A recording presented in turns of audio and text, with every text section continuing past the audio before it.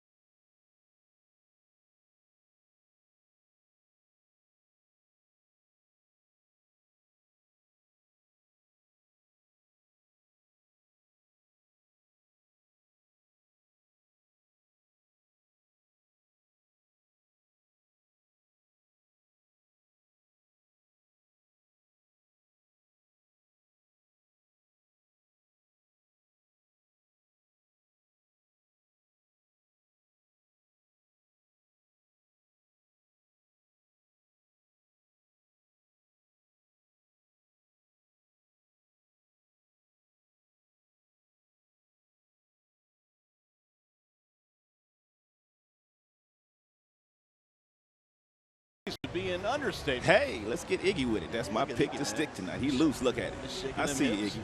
Ready to go. So the Tigers here in Game 3. Their starting lineup looks like this, presented by the Southeast Michigan Ford dealers. It'll be Leonis Martin leading things off, followed by Matuk and Castellanos. And Martinez, your DH tonight. Hicks at first. Goodrum is at third this evening. Griner, Iglesias, and Machado rounded out. And they are facing James Paxton Presented tonight by Jeff Glover and Associates Realtors. And he's only given up 5 earned runs in his last 4 outings, but 3 of those against the Tigers. So the Tigers were hitting that fastball when they saw him 5 days ago. He's already thrown a no-hitter this year. He's got a fastball that gets up to triple digits. He also has a pretty good slider. Tigers need to just get him over the plate and have some good plate appearances tonight. Let's take a look at the defensive alignment behind James Paxton this season. Same way they lined up last night. Heredia in center, Gamble in left. Haniger, he's over in right field. D. Gordon at second base again with Segura at shortstop. Seager at third, Ryan Healy across the diamond at first, and Mike Zunino is the starting catcher once again this evening. Tigers coming to play tonight at 20-24. They trailed Cleveland by a game and a half coming in. The Indians have won today, so they will try and keep pace here against big James Paxton, who will go to work here in the first inning. And Paxton not like a lot of pitchers in the big leagues that like to throw you breaking balls on the first pitch. Whether you're right-handed or left-hander, 75% of the time he's throwing that fastball. So you just need to be ready to hit it, and you can't be big. You got to be short with your swing, short and quick with a guy that has this kind of velocity on his heater. Leonis Martin starts it off and looks at strike one. Martin, Matuk, and Castellanos here against Paxton. Leonis is 0 for 4 in the series. Returned to the Tigers lineup last night. Pound that one back out of play, and the count quickly is 0-2. Martin, 5 homers this year, has provided a bit of thump at the top of the Tigers lineup. He has driven in 15. And now Paxton's 0-2. Swing and a miss. Down he goes. Struck him out. And Paxton with 2 fastballs in the mid-90s, and he comes back with a really good breaking ball. He's one of those guys that will speed your bat up. But take a peek at these numbers here. Against left-handers this year, 39 batters faced. They're hitting .424 against him. Right-handers just 163, but still a lot of managers will not play left-handers against Paxton. I guess the reason for that is what we just witnessed with Leonis Martin. Well, here's Mikey Matuk. He is the Tigers left fielder tonight, heading in the 2 spot. I heard Scott Service, their skipper, today before the game saying that in the last meeting between these two, he thought Paxton was primarily too much fastball early. And he would like to see him incorporate the changeup and the curveball more here tonight early in this game. That makes sense. He got Martin with a bender. Here's the 0-1 pitch. It'll dive inside low at 95, 1-1. There is Scott Service, who, of course, his team suffered a big blow with the suspension of Robinson Cano, who had been injured anyway in the series versus the Tigers back at Comerica. Yeah, that's tough for any organization. Robbie is the face of the Mariner franchise, and obviously the best player on their team, so that's tough for them to recover from. It might make or break their season, to be honest with you. Yep, I think you're right. Here's the 1-2. And Matuk sends a ground ball to third, deep behind the bag. Seager, his throw is right on the money. 2 gone.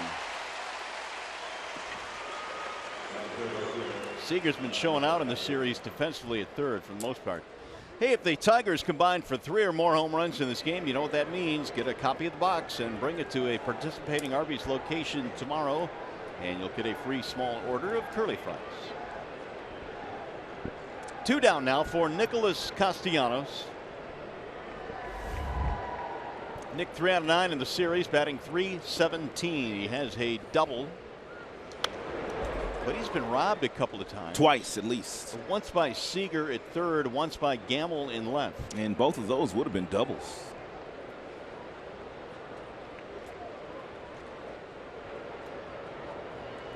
Nick, 4 homers this year. He's knocked in a team-high 24.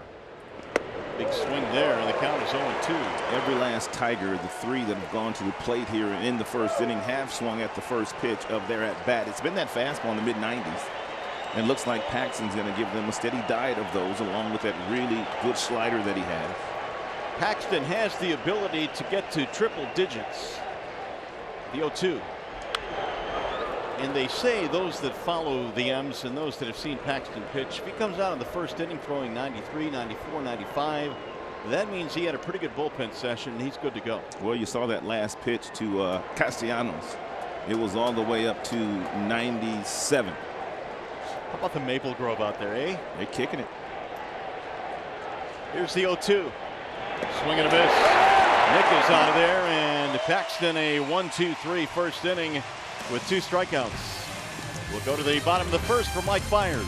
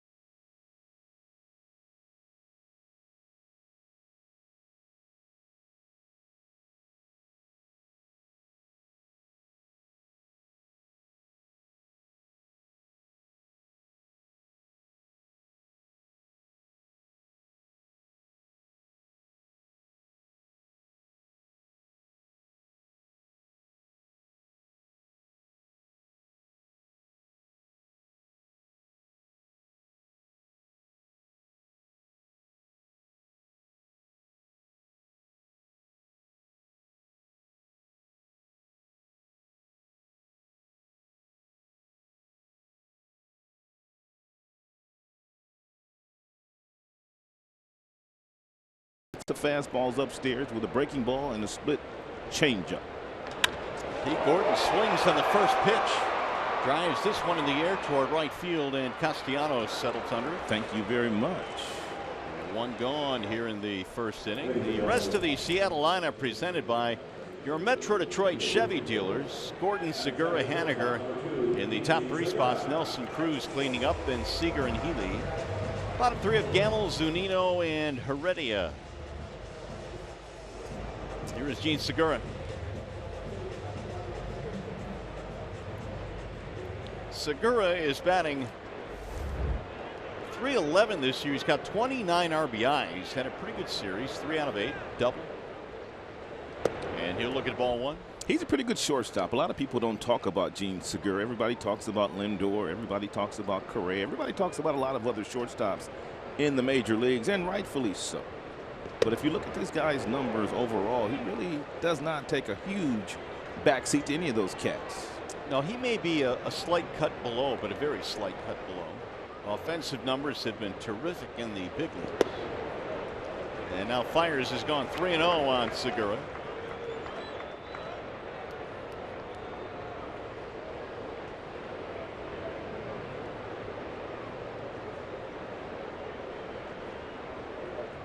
The 3-0 pitch. In there, strike 1. And Segura, one of those leadoff hitters that likes to choke up on the bat ever so slightly. It allows you a lot better bat control. And maybe a couple of inches off the knob. Foul back out of play. Had it all the way. I got your back, partner. I was ducking, man. I had you all the way that time, partner. See, now, if this was Kirk Gibson, he'd be all over me right now. What would he be saying? Instead, you said I had your back. You saw I got up, didn't you? Gibby would say, what are you doing? Diving under the table. A little chopper foul, third base side. I learned a long time ago that foul balls coming into the booth have a little bit more velocity than you anticipate that they're going to have. When they get to the booth, it gets ugly. Yeah, every now and then you'll get one of those that come in. Those that you can try to make a play on. But usually where we're at our vantage point, when they come in hot because we're pretty on that direct line. Yeah, that was coming in hot, even though it wasn't. It seemed like it to me. Here's the 3-2. Shot foul again. Hey, Fires has a fastball that goes anywhere from 86. He might touch 91 here today. I don't think he'll get to 92, but he throws his fastballs a lot up in the strike zone, and he disguises it very well because he leads with his glove, and he pulls the ball out of his glove very late, and he's just very tough to pick up, and that's why he gets those swings and misses on his fastball upstairs. Driven in the air deep into left center field. Boy, he got a hold of this one. It's going to the track, to the wall, and gone. Gene Segura hits one out to left center, his third of the year, and it's 1-0 Seattle. Tigers defensive center fielder Martin and also Matuk, they gave a couple of Kirby steps in that direction, but both of those guys knew that ball was gone. Gene, he killed that. It's a 3-2 fastball. It's down in the strike zone. It's not up in the strike zone, and Gene Segura turned on it at 89 miles an hour. Usually Fires is throwing that ball about 4 inches higher, and that's where he gets the swings and misses. You know, you mentioned they kind of gave it a courtesy look, but that thing was only out there by 1 row. I saw it. Here is Haniger now with a 1-0 Seattle lead. Haniger looks at a ball up. Yeah, that ball left Segura's bat at 105. The exit velocity, about 405 feet from home plate.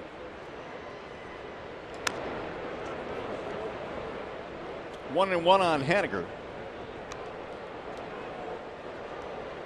Segura now 4 for 9 in the series. He has given Seattle an early lead here.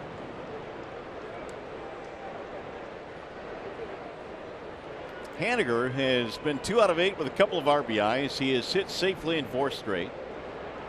Here's the 1-1 pitch. Line drive to left. That's going to be a base hit off the end of the bat. Back-to-back hits now for Seattle. Let's set the Tigers defensive alignment while we have a moment. And it is sponsored by Oakland University. And Matuk, Martin, Castellanos in the outfield. Third to first reads. Nico Goodrum, Iglesias, Machado, and Hicks. And Grayson Griner getting the start tonight. James McCann will probably be right back behind the dish tomorrow, catching Francisco Liriano. I thought I was having a medical emergency. It was getting darker in here, but it's actually the roof closing. Are they expecting some rain? So everything's good. Apparently. Here's a swing and a miss by Nelson Cruz. They used to have rules in Arizona when I was broadcasting there for 5 years where you could not close the roof in between innings. You have to wait. I mean, excuse me, you couldn't close it while the inning was going on. You have to wait until the inning was over. Cruz looks at a strike right at the belt. He didn't like that call from Mike Winters. That's pretty cruel, that roof closing like that. And it's awfully quiet, too. Very still, very quiet. Let us send Mickey York up there and take a ride on that roof. Not Johnny Kane, maybe. Not Mick. Mick ain't going up there. The 0-2. Up and in. 1-2. Nelson Cruz returned to their lineup after being hit on the foot on Tuesday. Came back last night and had a big walk in the 7th inning. The inning that turned out to be the difference for Seattle. Bender low and away. 2-2 now on Cruz.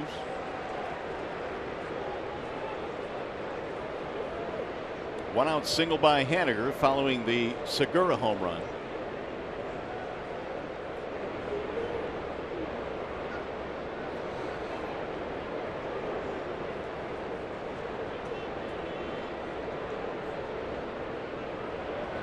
Cruz fouls it off.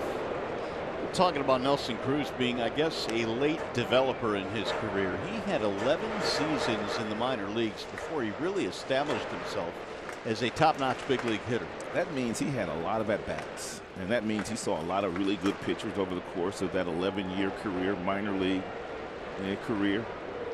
And he's done his fair share of damage in the big leagues, too. Over 3,100 plate appearances just in the minors. Ooh. He stuck it out. Oh, you're not kidding. Good numbers against the Tigers in his career. 71 RBI and 25 homers.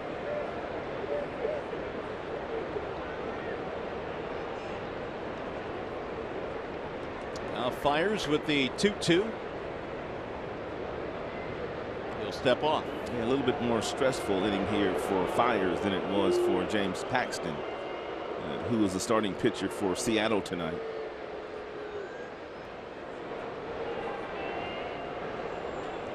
Fires coming off 2 of his better starts of the year. One thing we haven't seen Mike do a whole lot this year of his walk guys. He has had only 6 walks the entire year. His last 2 starts combined 10 strikeouts and just over 11 innings with just 1 free pass.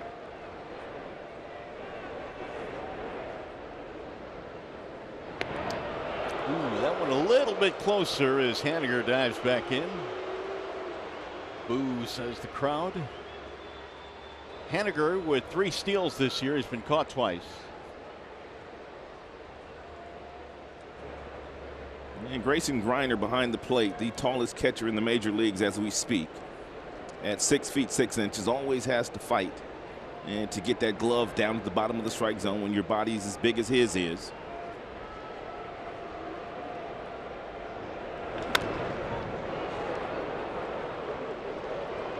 Hasn't been that many catchers 6'5" and above. Joe Mauer's a tall catcher, used to be first baseman now. Weeder's also very tall. Salvador Perez in Kansas City, a big body catcher too. Tigers thought highly of Griner, a 3rd-round pick a couple of years ago. Cruz is drilled by Fires. And the crowd's not going to like that. The Mariners now have 2 on for Nelson Cruz. It's been a rough start physically to this year. He had an ankle problem at the start of the year. Then he was hit on the foot, which caused him to miss a couple of games. And now he is drilled by Fires.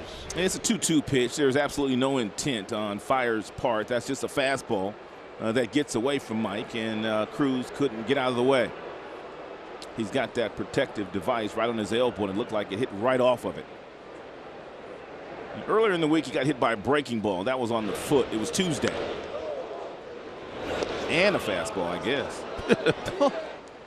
Yeah, he got hit a couple of times. That one put him out, though. That one right there hurt more than the fastballs, because that got him in a spot when your foot's on the ground like it was, and then you try to brace for the contact of the pitch, man. It's just your whole foot swells up and you can barely walk. And you saw him limping off the field. So Kyle Seager will step in now with 2 on and 1 out, 1 run in, and the home run by Segura. Seager is 1 for 7 in the series. He does have a double and 2 runs scored.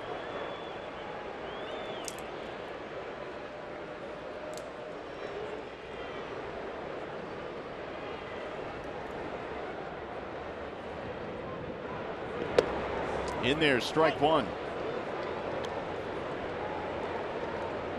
Haniger and Cruz, your base runners.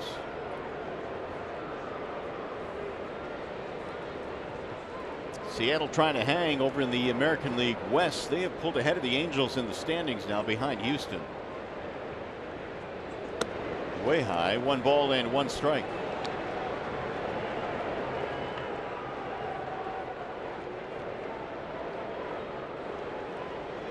So Fires with the home run to Segura, now is allowed a homer in 5 straight starts. But he has some more things to deal with here. 2 on, 1 out. Swing and a miss. 1 and 2 on Seager. Seager had a big error in game 1. Yes, he did. Which allowed the Tigers to crack open the door and win that game. But last night he made up for it with several sparkling defensive plays. It was a routine ground ball to third base, and McCann was running, and he bounced it across the diamond, and Ryan Healy, his first baseman, couldn't pick it. The Tigers stole that game on Thursday, just like Seattle stole that game last night. Seattle, if you didn't see it, scored 5 in the bottom of the 7th last night after Michael Fulmer walked the first 2 batters. The bullpen could not get it done last evening.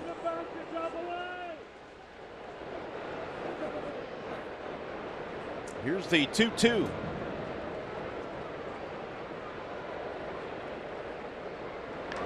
Seager sends it high in the air to center field. That'll chase Martin back. Leonis under it. Runners will tag but hold. And there are 2 gone. That ball with most center fielders is deep enough if you're on second base that you can tag up and you can go to third, but not with Martin in center field. He has one of your stronger arms at that position. And take a look at how he gets behind this ball. He gets behind it. He gets his momentum carrying him back toward the field of play, and that allowed him to unleash that really good throw. And that's why Haniger didn't attempt to get to third base, because of the arm strength of Leonis. It is one of Martin's calling cards, that throwing arm. 52 outfield assists since 2013. He did that perfectly, the way he got behind that ball. Chopped to third base, and Goodrum tags the bag for the out, and Seattle will settle for 1 run. We'll go to the second. Victor Martinez will get things started for the Tigers.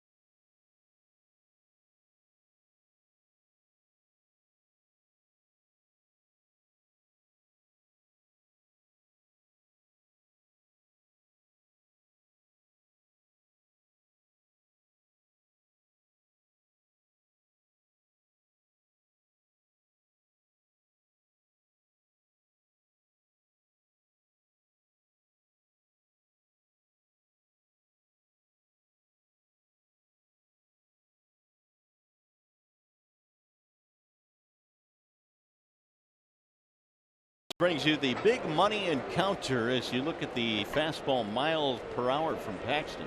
Average fastball 96 miles an hour. Only Syndergaard and Severino, a couple of guys that play their games in New York, have better average fastballs than James. Pretty routine 1-2-3 inning for him in the first. He struck out Martin and Castellanos. Now Victor leads it off. Martinez, then Hicks and Goodrum. Driven in the air to left field. That ball hit well to the track, to the wall, and we are tied. Into the bullpen, Victor Martinez with his 4th home run of the year.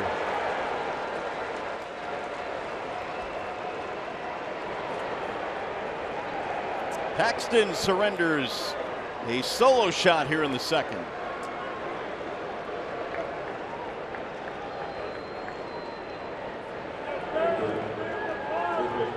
Victor just absolutely loves hitting in this ballpark. His career batting average is about .345 in this yard with 11 home runs now. That's a 93-mile-per-hour fastball right in the happy zone of Victor Martinez, and all he did was just drop the bat head into the strike zone with very little lower half movement with a lot of hand speed.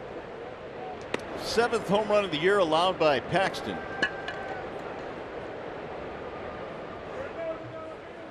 John Hicks standing in now with nobody out.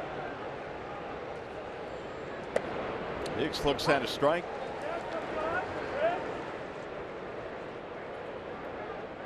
Big month of May for the Tiger first baseman, 344 in May. Filling in for Miguel Cabrera. Saw Miggy take some BP before the game today in the cage. Don't know when he'll be back, but it appears he's getting closer. That's a good sign to see the big fella on the field swinging the bat. It'll dive inside. 3-1. 292 for Hicks this year. And there's ball 4. So a homer and a walk greet Paxton here in the second. Time for the DTE Energy Know Your Own Power. How about this at bat right here by Nico Goodrum, laying off these off-speed pitches. This was at Comerica Park on Mother's Day, and then he got a fastball in the mid-90s in a 2-1 count, and he drilled it the opposite way. And that got the Tigers rolling. They scored 3 runs that day against James Paxton. It was a no decision. That was the first game he had pitched after his no-hitter in Toronto. Nico enjoying his 7-game hitting streak. Looks at strike 1. He starts Nico off with a breaking ball there at 78 miles an hour. So true to form, as Scott Service said before the game, Paxton is mixing in more off-speed stuff. Nico at 263. He has played at 6 different, actually has started at 6 different positions. So Goodrum very valuable for Ron Gardenhire early this season. He played 7 different positions last year in AAA, which is kind of unheard of. You don't usually see guys that are moving around that much in the minor leagues, but Nico Goodrum did play a lot of positions last year, had his best season as a pro.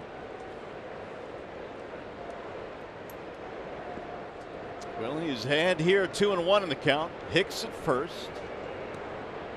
Tigers have tied it up on the home run by Victor Martinez. Goodrum skies this one in the air to right field. Coming over is Haniger. One gone. Hicks will retreat. Stay tuned to Tigers Live. Following the game, we'll be selecting the Fox Sports Detroit Tigers player of the game, presented by McDonald's. Here's Grayson Griner. Mac the day off tonight, and James will be behind the dish tomorrow in the finale. Griner looks at a strike. Grayson now settling into the big league scene here. He's kind of acquitted himself pretty well here. He's had a couple of nice offensive games. He's hit safely in 4 in a row. Down in the count here 0-2. He's got a good teacher in James McCann. I'm sure that McCann helps him prepare for games, along with Chris Bosio. He also caught several of these Tigers pitchers in spring training, so he's familiar with some of them. Runner going, quick throw down to second, and Hicks is going to be out by a mile. 2 gone. That's a delayed steal. Hicks tried to catch the middle infielder sleeping, and what I mean by delayed steal, watch Hicks. He's going to get off, and it's going to be 3 secondary leads. 1 step, 2 steps, 3 steps, and then he's going to take off trying to catch them sleeping, and they were on top of it. They were ready for it. Well, it's been a hallmark of Ron Gardenhire's teams in Minnesota and now here in Detroit. They are not afraid to run. Last season, 11 stolen bases. This season, 21. Bouncing ball to short. Segura to his right. And Griner is out, and that will end the inning. 1 run on the home run by Martinez to tie it up.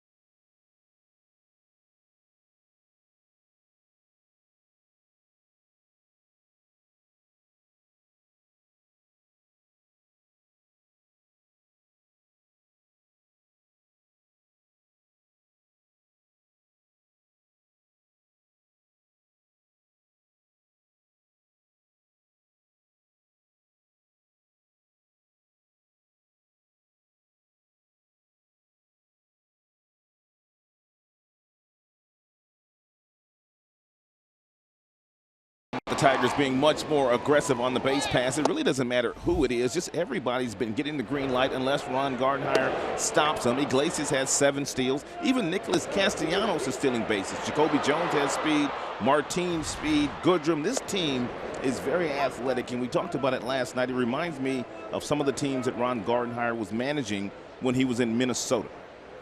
Well, Pete Kozma tried to steal a bag at the 9th inning last night, was thrown out, and Gardenhire said, you know what, that's all part of the game. It's going to happen. You know, you're going to be aggressive. You win some, you lose some, but they will constantly keep the pressure on. Ben Gamble getting things going here for Seattle. We're in the 2nd. It's a 1-1 ball game. Each team with a solo home run.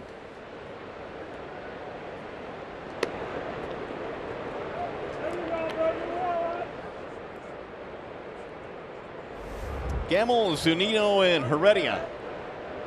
217 for Gamble, who's had a decent series. That'll miss low.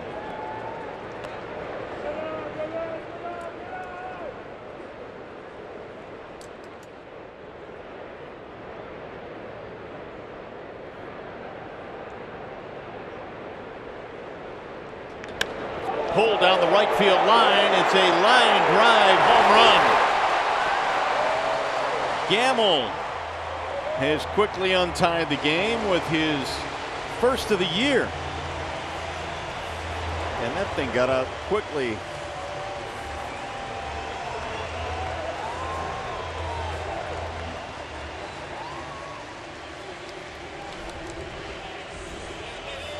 And Gamble got a cut fastball or breaking ball, something inside at 84. Pulled his hands in nicely and drilled that ball. A lot of times when balls are that far inside, it's tough for guys to keep that ball fair, but he took a really good direction with his hands, and he kept his hands inside the baseball. Home run by Segura in the 1st, and now Gamble here in the 2nd, and Seattle has reclaimed the lead. Mike Zunino stands in. Swing and a miss. Zunino is 0 for 6 in the series with 4 strikeouts.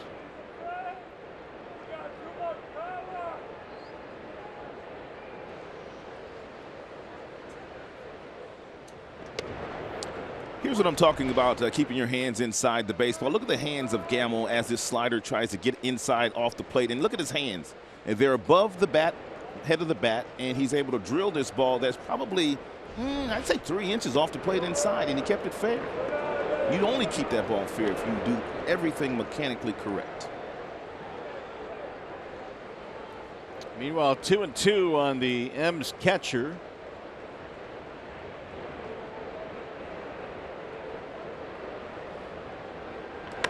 Yank foul. Look out. That got into the seats very fast. Yep, sure did.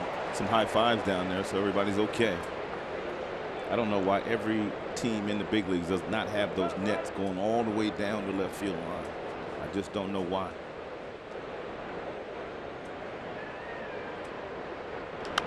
Slow roller toward 3rd. Goodrum. Tough play. Quick throw. Threw it away. Zunino is on his way to 2nd, and he will pull in there.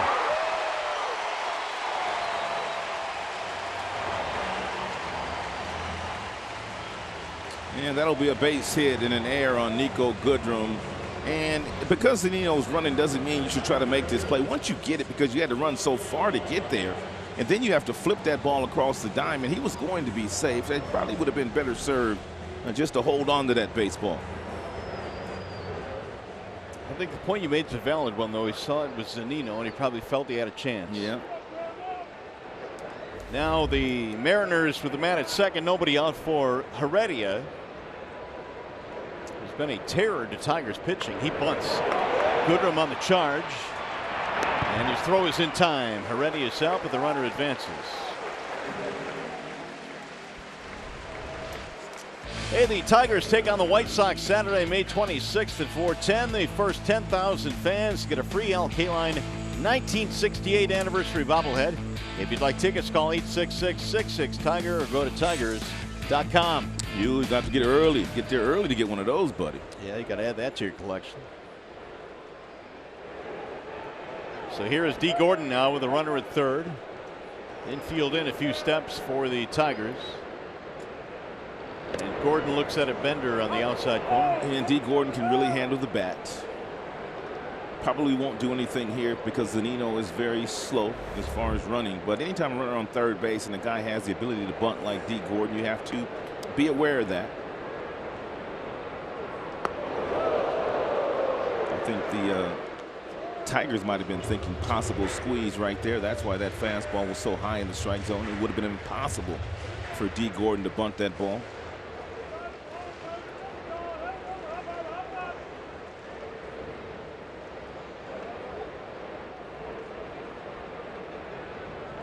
Here's the 1-1. Gordon slaps the foul, 1-2. Yeah, twice. Yeah, D. Gordon has gone over the 200 hit plateau in the majors. Did it once in Los Angeles. He did it once in Miami. 200 hits. That's a lot of knocks.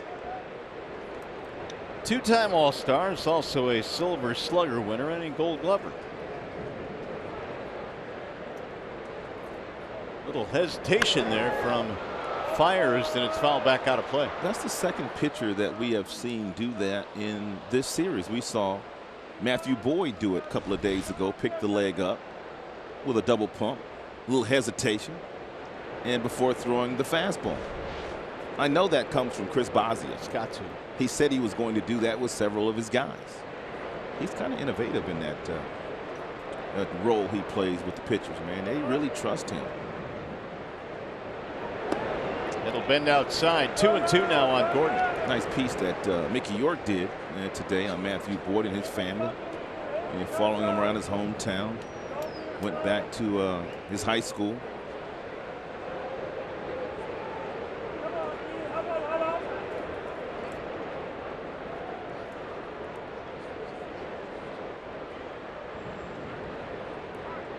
Now time called. Apparently Mickey showed up with Matthew Boyd at his high school, right? And there was a game going on, right? And they said it'll be $1.50, even for Boyd. And Boyd said, "Well, I'm Matt Boyd. I went to school here. I pitched for the Tigers. That'll be $1.50, please." That's beautiful. 2-2 is a ground ball to second, and Zunino will hold. So the infield coming in will save a run. He says, "Don't you know I've got a camera crew with me?" Well, that was just it. There was a camera crew with him. And guys, I was there. Seattle U now plays their home games there, and they actually had a game that day. We went to visit the field where Matthew played at some of his high school games and some of his summer league games. We went in there and we just wanted to do a little interview and show the place around, and he explained who he was and we were explaining who we were, and they're like, "Yeah, I don't know." And they really were keeping a close eye on us, and eventually told us, "You know what, it's time for you guys to go." So we got the hint. It was a very nice experience, don't get me wrong, but they were a little protective of their turf, let's just say. Well, if they didn't know Matt Boyd, they certainly should have known who you were. Well, I'm afraid that they couldn't even find that quick enough on Google. Well, that'll keep you humble, won't it? Yes, it will. Segura waits on a 1-0, and he looks at a strike. And Segura homered. And back in the bottom half of the first inning on a 2-2 fastball. Third home run of the year for Segura, batting .315. Now Fiers with the 1-1. The other issue here now is that Fiers' pitch count is up. It's at 46 here, and we're not even through the second inning. Mike has not gone farther than 92 pitches in any start this year.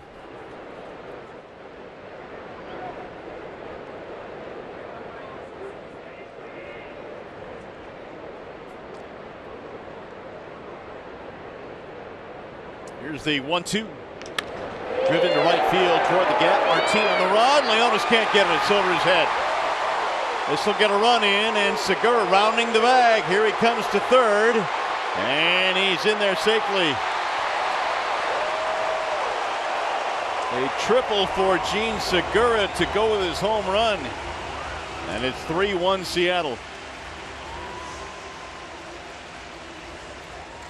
I was watching Leonis Martin, and it looked like he had a pretty good beat on this ball. He was playing him in right center field anyway, but that ball just took over. and tailed over the head of Leonis Martin, and there's no play whatsoever. That ball was smoked off the bat of Gene Segura. Martin had that look like he was going to catch it. Yeah, he was running for it. I mean, he looked like he had a real good beat on it. The ball had some serious carry to it. 2 out hit, drives to the run. 3-1 Seattle. Here is Haniger. Up and in.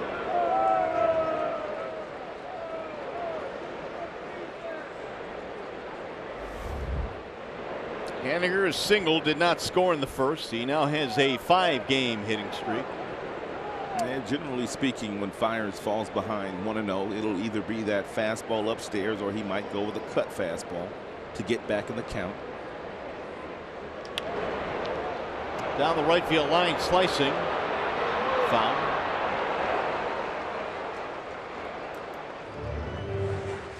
As you enjoy a Miller Lite, look forward to the whole true moment later in tonight's game. So Fiers will get to the 50 mark here and pitches in the second.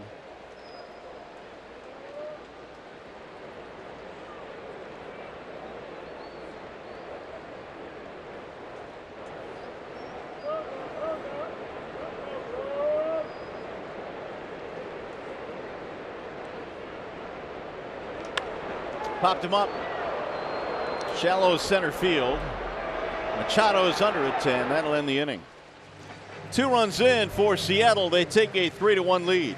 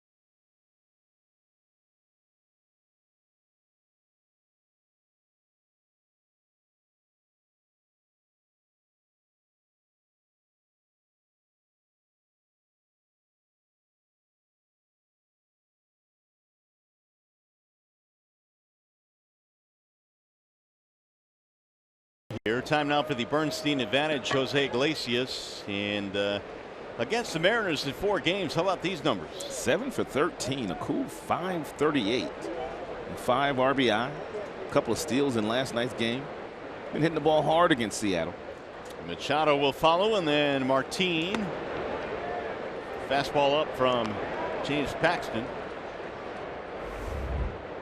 253 now for Iglesias, whose average was hovering around or below 200 most of April and into early May. But Iggy's gotten hot.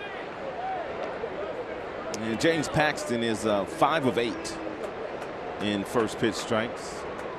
Most of his first pitch strikes have been the fastball in the mid-90s. He threw 1 first pitch strike breaking ball to Nico Goodwin. Well, his nickname is Big Maple for a reason. He is Canadian. A native of British Columbia, 6'4", 220, 29 years old now, James Paxton. Here's the 2-1. And a good fastball there by Paxton at 96 miles an hour.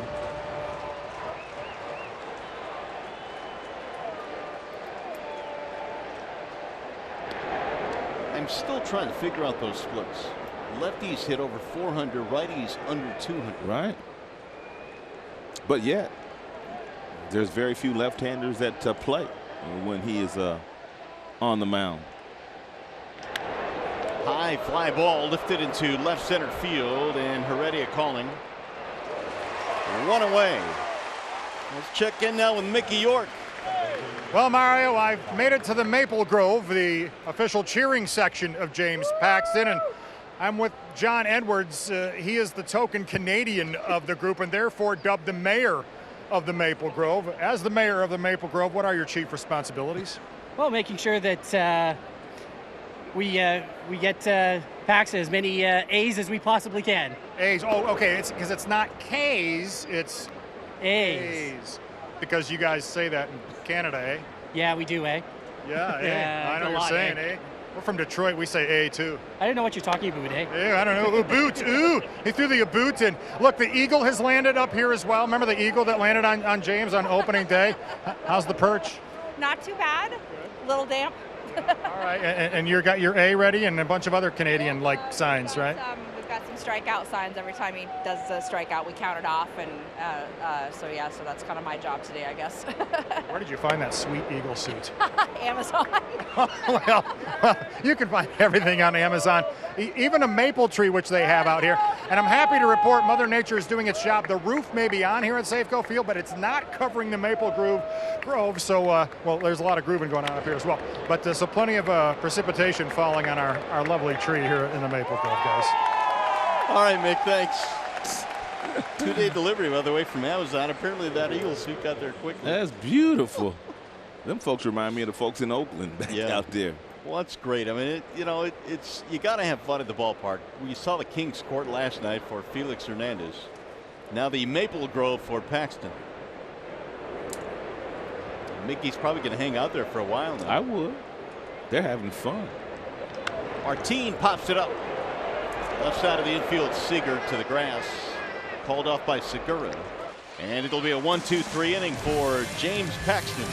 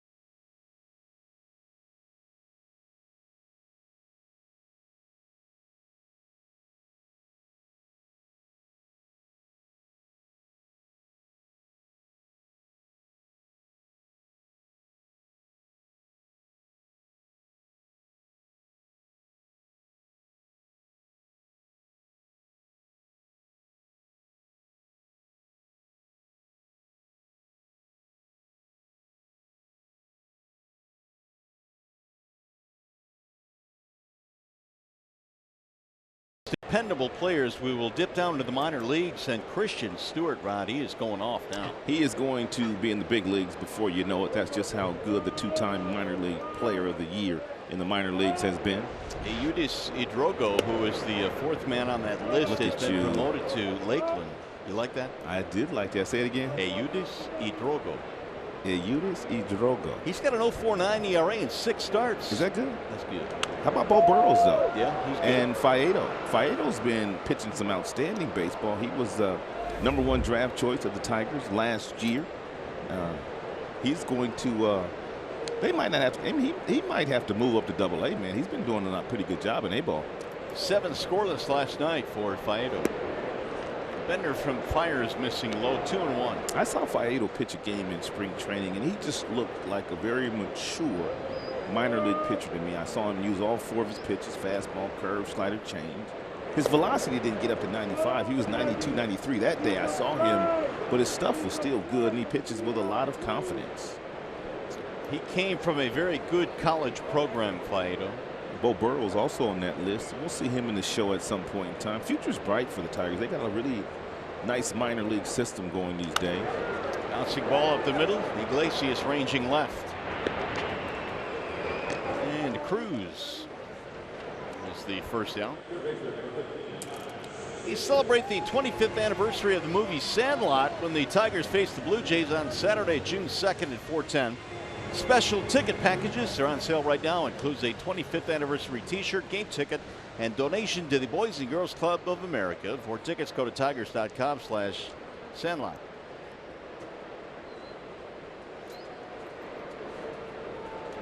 One gone now, and here is Kyle Seager.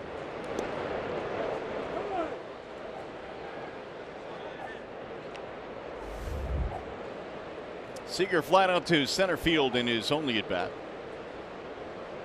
And now 1 for 8 in the series. They play the shift against Mr. Seager.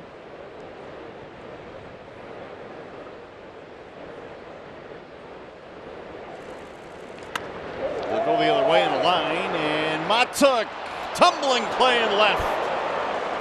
Nicely done by Mikey. And the last couple of days I've been talking about the shift, and even on guys when you shift them like they shift Seager, and you have one person in the infield on the left side, guys don't hit the ball on the ground. They usually hit the ball in the air. That's why you play them to pull, and then you play them straight up in the outfield. And a nice job here by Mikey Matuk. Real nice control, keeping that ball in the glove.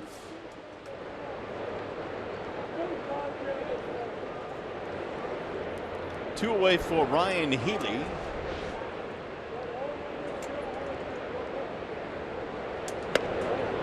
In there, a strike call.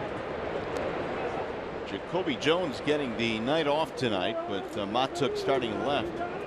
Matuk, did he replace his divot out there? Yeah, I was wondering that myself. I think he did. I mean, you got to have the proper etiquette. He took a pretty good chunk on the baseball field. There's a ball outside. 1-1 now on Ryan Healy. Healy's got a lot of power, and most of that power is to the pull field. Yeah, 20 home runs last year for the swinging Oakland Athletics. Swinging A's.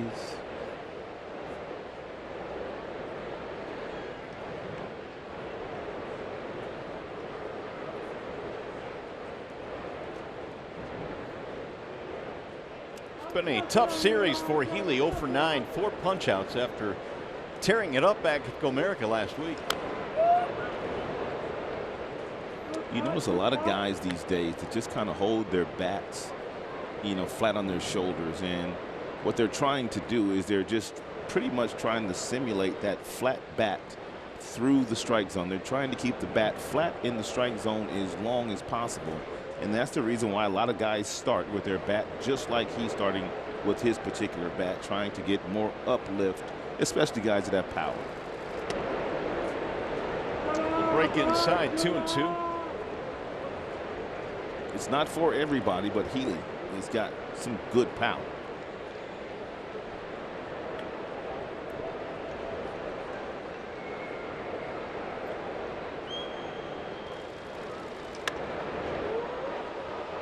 Headed back to the seats, out of play.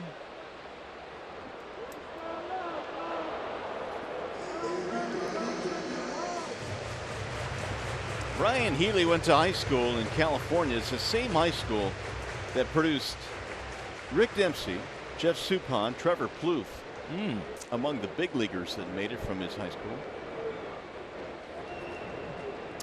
What school was that? Crespi High School. Crespi High School. Here's the 2-2. Old foul.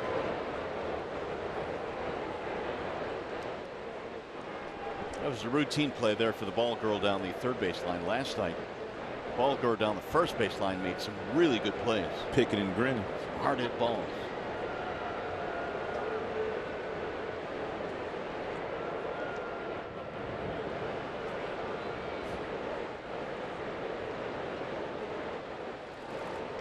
Grounder back up the middle. Machado 2 steps to his right.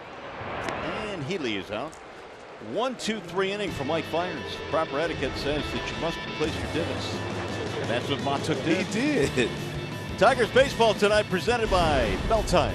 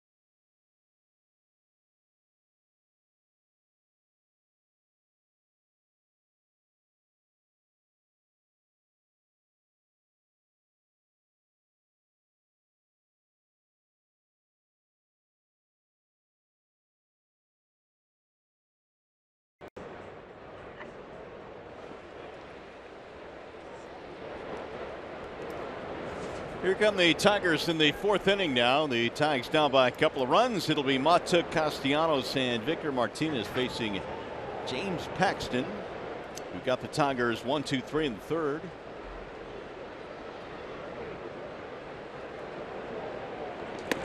Matuk is 0 for 1 with a ground out in the first inning. He has hit safely in 6 of his last 8 contests.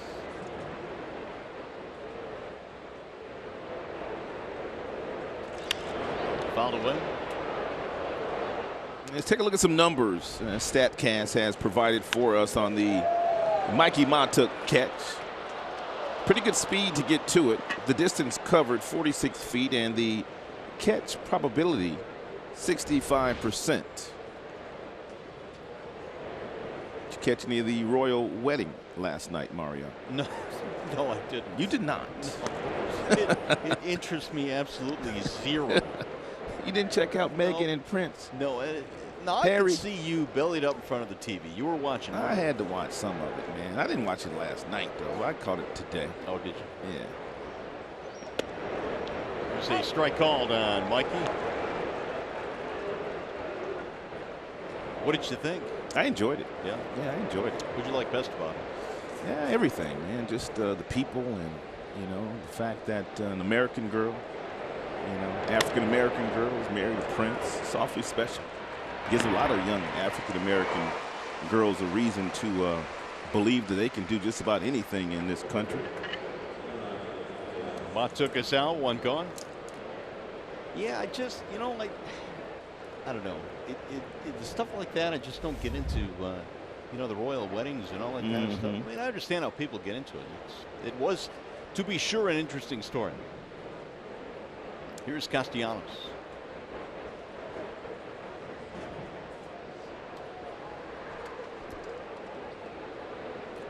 Six in a row now retired by Paxton. And there's a strike called. He struck out Nick in the first inning.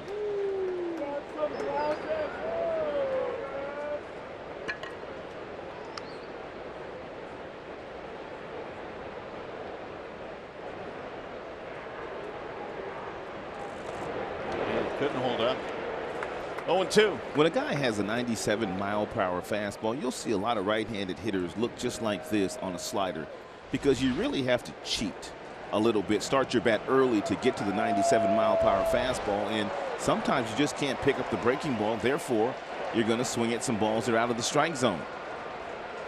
His best fastball so far has been 97. Well, Paxton has apparently heeded the advice of his manager. He is, I think, Rod, throwing a little bit more of the off-speed breaking balls in this game. Yeah, he is pitching more today. I think he was more of a thrower in that game than where we saw him at Comerica Park that Sunday before they departed last Sunday, actually. He is about 10% higher in this game in curveball usage than he is overall in the season, so he has changed it up a bit. He's already thrown a no-hitter, and he threw that no-hitter against a pretty good offensive team, the Toronto Blue Jays. And in that game, he only threw 99 pitches, and pitch number 98 was 100 miles an hour, and pitch number 99 was 99 miles an hour. So he was able to finish off that wonderful outing a few weeks ago. Swing and a miss. Castellanos is on and strikes. You don't usually strike out Castellanos that much, and especially with the numbers he has posted this year against left-handers. He's been banging against left-handers, but Paxton, he's not your normal left-hander. It's a really good pitch. And you can see by that tracker how much that ball breaks.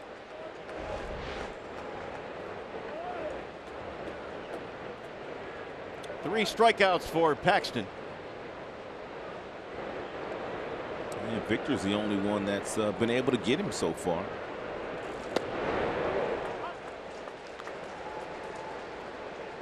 Yeah, pitch usage so far for James, 64% with the fastball, 7% with the slider, and he's using his curveball quite a bit tonight. That was a changeup right there. And he just slowed down his arm motion. He almost telegraphed that. You can tell he doesn't feel comfortable throwing the changeup. He only threw one or two of those in his last start. I can see why. Against the Tigers. 1-1 on V-Mart. Paxton has a season high of 16 strikeouts. He did that against Oakland on May 2nd. And he's also had 2 10-strikeout games. Ground ball left side of the infield, Seager. And Martinez is out. Another 1-2-3 inning for James Paxton. We'll go to the bottom of the 4th in Seattle.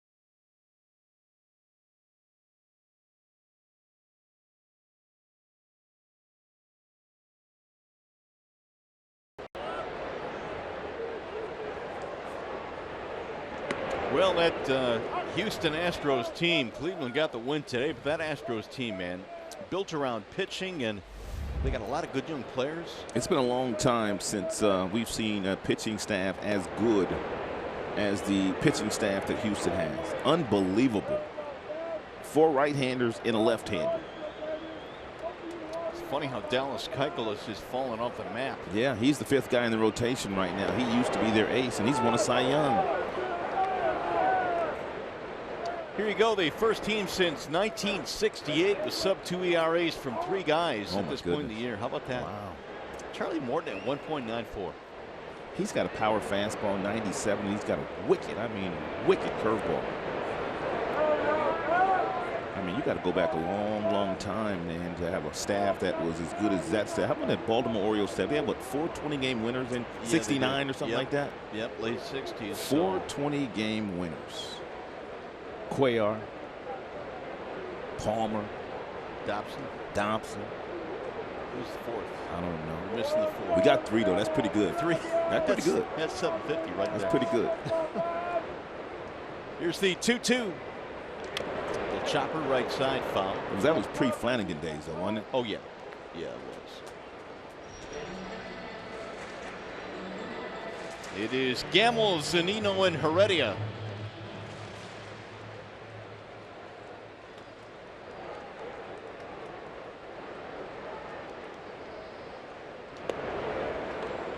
And Gamble homered his first time up today. He got a slider inside, and it was about 3 inches off the plate. And pulled his hands in nicely and was able to keep that ball fair. Did we say McNally? We did not say McNally. That's him. Yep. Ground ball right side, and Machado scoops it up. 1 gone. We bring in Mickey York. Well, Mario, you and Rod have talked about how much you like Safeco Field. It's one of our favorite stops on the Major League Baseball Tour. One of the things that makes it unique is all the artwork you'll find around the stadium. 43 unique prints, paintings, and murals, and 11 different unique art installations, including this bronze statue of Dave Niehaus, the Mariners' late Hall of Fame broadcaster. A few things unique about this particular statue. The tie Dave is wearing was actually picked out from his personal collection by his wife Marilyn and his daughter Greta. The scorebook on the table is from the 1995 ALDS Mariners win over the Yankees. It actually includes Dave's actual notes. And in the fence, as you can see around me here, is surrounded by some of Dave's favorite catchphrases and sayings. And get this, I just found this out. The Space Needle is the most photographed place in all of Seattle. The second most popular place, right here, the Dave Niehaus statue at Safeco Field. True story. Wow, that's impressive. He's a legend. He was unbelievable. My first year broadcasting in the major leagues was 1995, and Dave Niehaus was one of the first people to welcome me to the league. He was a tremendous person and will sorely be missed, especially here in the great Northwest. What a tremendous voice for really an entire region. Yeah, he was the voice of the Mariners in their inception year. So meanwhile, Mr. Fires has leveled off a little bit. Well, Mike needs to continue to put up zeros because James Paxton on the other side has been tough on Detroit's bats so far. Here tonight, he's only given up 1 hit. They got the broadcast booth. I mean, broadcast whole center here named after Dave Niehaus. They got a little locker, I guess you'd call it, and it's a see-through locker. It's got a baby blue jacket in there with a nice tie, some bright shoes in there. He was a colorful character. He was, man. He would wear those white patent leather shoes. Here comes Dave. My, oh, my. 1 ball, 1 strike. And Guillermo Heredia.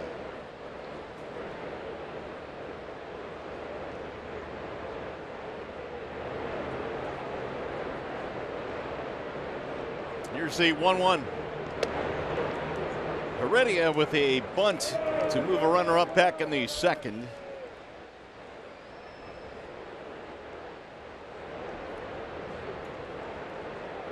Mariners lead 3-1. They've hit a couple of homers tonight off Fires.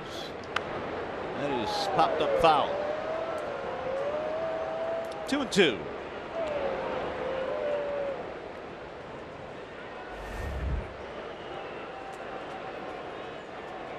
.291 for Heredia, but a lot of damage in 12 games against the Tigers in his career, a .432 mark. 7 RBIs. Belted in the air to left. Matuk going back to the wall. Can't get it. It'll bounce off the wall, and Heredia is going to try for 3. Here's the throw to third, not in time.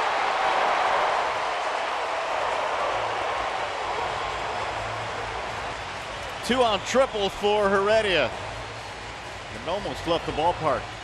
Almost a spectacular catch by Matuk at the 376 sign. Matuk was playing shallow because Heredia does not have a whole lot of power.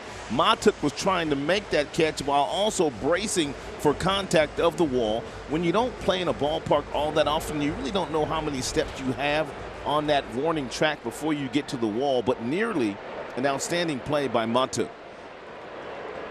And Heredia continues to wear out Tigers pitching. And Mikey was fortunate to be able to keep his feet too. And was able to run that ball down, hold him to a triple. Here's D. Gordon with 2 outs.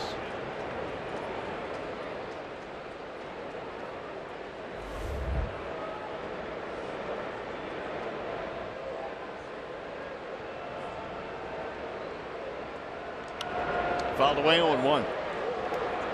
It has been a really good job that the Tiger staff has done on D. Gordon. He's 0 for 2 tonight. And really, all season long, not a whole lot. 3 for 20 against them, or against him in the season series.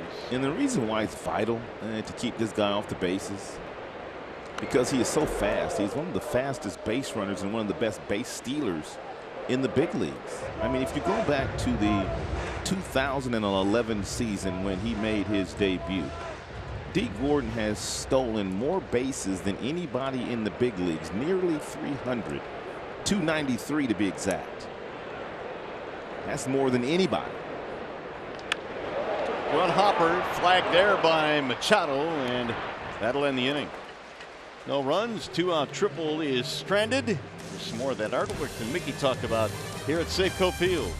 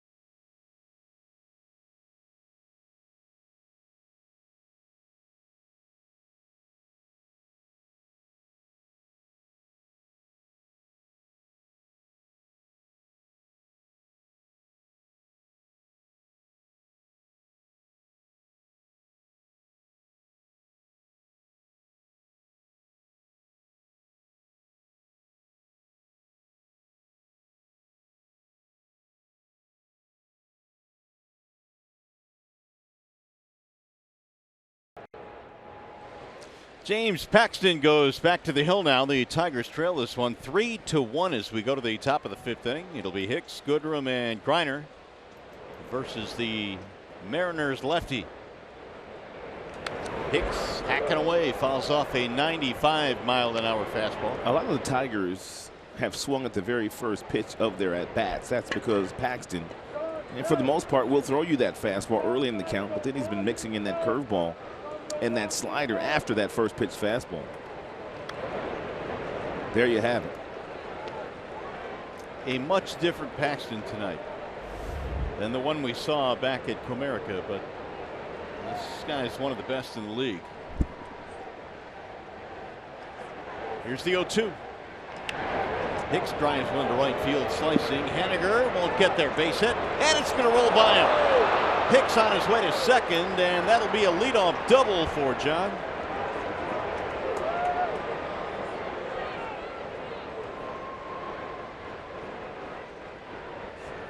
And that ball was sliced off the bat of John Hicks. Haniger got over there. He thought that ball was going to bounce to him, but that ball was spinning. And once it hit the grass, and it was able to scoot away from Haniger for a stand-up double for John. Only the second hit of the ninth. The other was the home run by Martinez.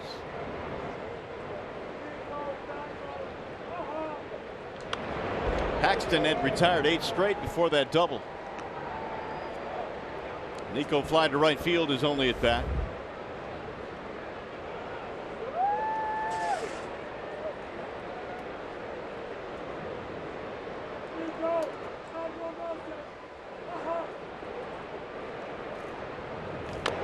High chop.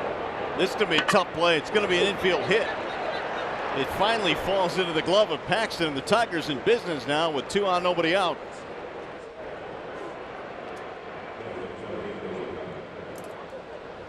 Well, if you can't catch the games on TV, you can stream them live on your mobile device with Fox Sports Go. Download the app, take Fox Sports Detroit and Tigers baseball with you wherever you go. Made available by Oakland University.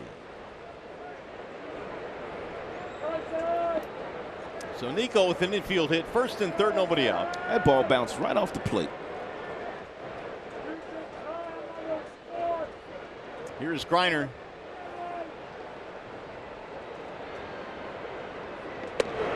Strike one to Grayson Griner. And Tigers really need to bear down right here and grind out some competitive at-bats against Paxton. He's going to get tough with runners on first and third and nobody out. He's got that big-time fastball, but you got to grind some at-bats out and push at least run across the board.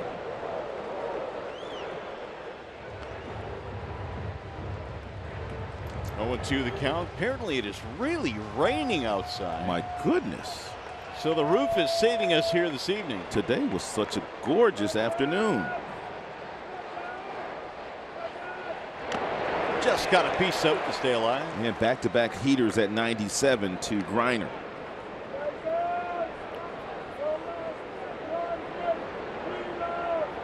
Make it down to Pike Place this not this trip. This trip. Usually do, but not this trip.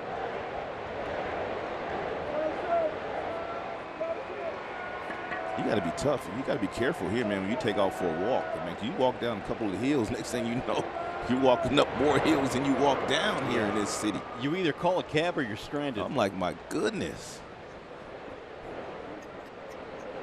Let's go down to Pike Market. Okay. It's a nice walk down there. Yeah, it's a beautiful walk. Couple of blocks. Then you're sitting there going, how are we getting back?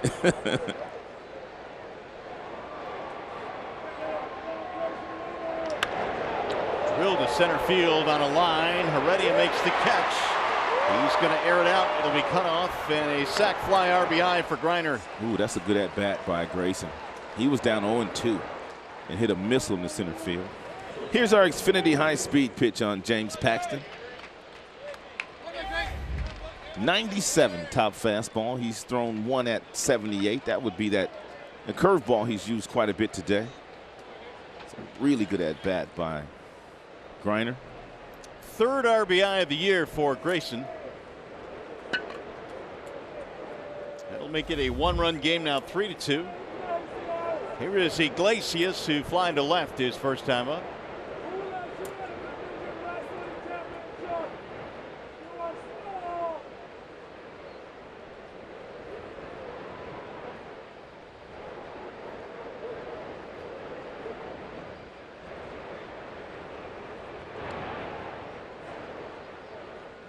Nico down there at first has 4 steals.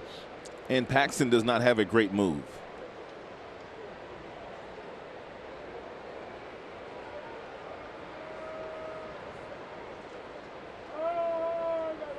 Runner goes. Zanino's throw is high, and a stolen base for Goodrum. He stole that base on Paxton. I walked into the coach's room a couple of days ago before this series started, and I saw Ramon Santiago with his computer out and he was studying all these starting pitchers. Here's the jump by Nico. Zunino, the catcher, had no opportunity to throw him out. Now he has 5 steals, and Tigers continue to run. But Ramon Santiago was studying all of the starting pitchers, and he was studying all of their moves to first base. So when the guys get to first base, Ramon can simply tell them what the times are of the guy that's on the mound and whether he thinks they can steal or not. Goodrum stole that base with his hands on his knees. Now they know exactly what he's going to do. That would be Paxton, because they're well prepared, because Ramon Santiago has informed them of what Paxton likes to do when he throws the ball home. Fly ball down the right field line. Haniger coming to foul ground and leaps and makes the catch. Rolls into the seats. Goodrum coming to third. They're going to stop there. Now he's coming home. Here's the throw. He's going to score. They're going to send him back to third. Yep, they are. What a catch by Haniger. Haniger hit that wall and flipped, and Goodrum alertly came home, but they will send him back. That could have been dangerous. The last time we saw somebody jump in the stands like that, it was years ago. It was Derek Jeter. He came back. He was all bloody. Man, that could have been dangerous. My goodness.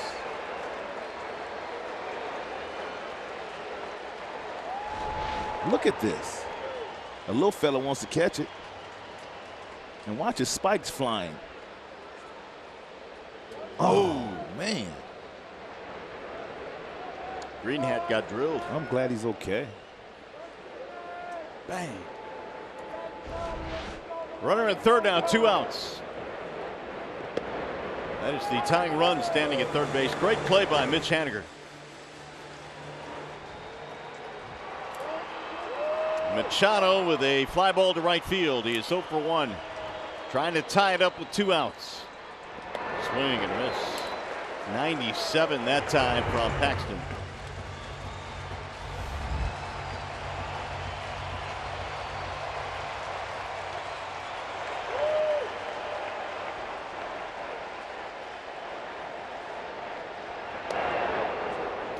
Blocked by Zunino. Now here's Nico Goodrum getting back to tag on that play. And he got to third base, no problem. And then he was thinking about scoring on this play. And eventually he went, but the umpire sent him back.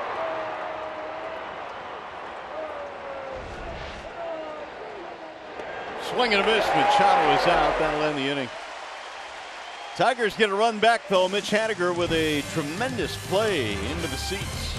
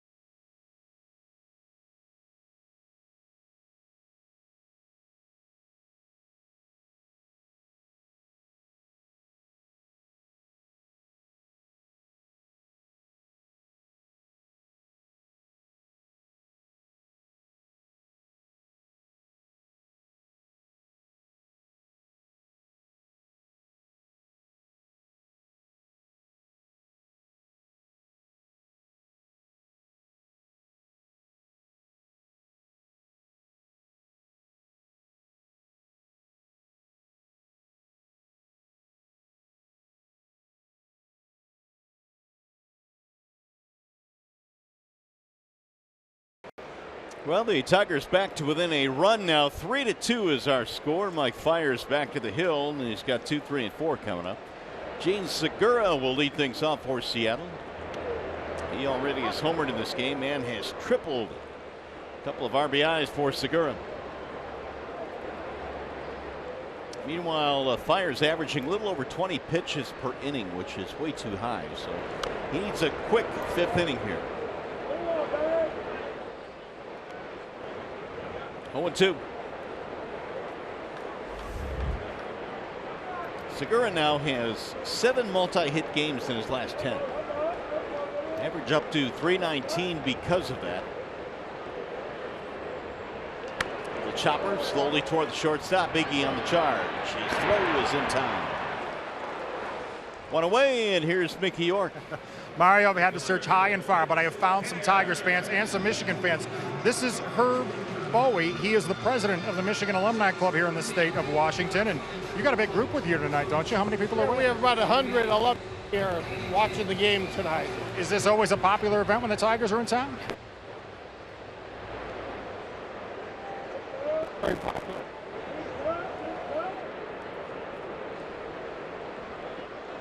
Well, apparently we're having trouble with Mickey's mic, and we'll see if we can get back to him, but that's what happens when they close the roof, I guess. You lose your signal. One gone here is the Mariners bat in the 5th inning. Haniger the hitter.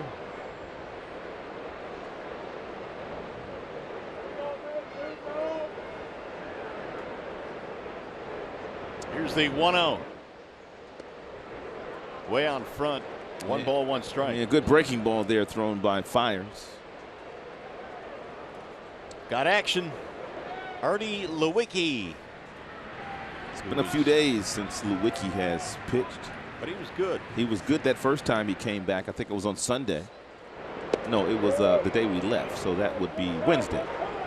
He pitched. Saved the Tigers bullpen that afternoon. 4 scoreless in that game with 4 strikeouts. Had a good fastball. Had a really good curveball that day against the Cleveland Indians.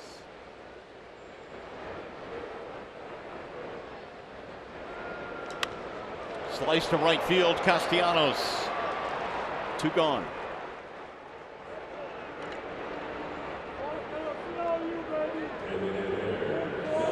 We saw Fires earlier today, Mario, kind of double pump with his leg, kind of hesitate and trying to create some deception.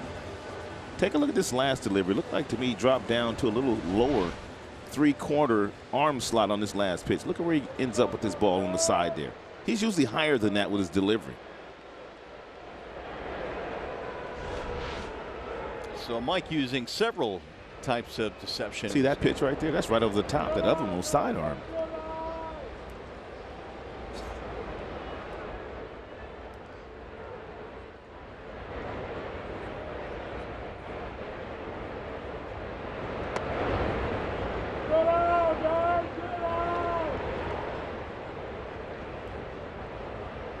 Cruz 0 for 1. He was hit by a pitch in the 1st inning. He's not had an extra base hit in quite a while. He's not healthy either. He hit that ground ball to Iglesias his last time up, and he's under instructions, I believe, by his manager just to jog because that right foot is still really tender that he was hit on a few days ago. And really, it's the foot that he needs to generate power. I mean, it's his back foot, and a lot of times, if you cannot really turn on that back foot, you can't really rotate the hips, and it's difficult to get the kind of bat speed you need to get.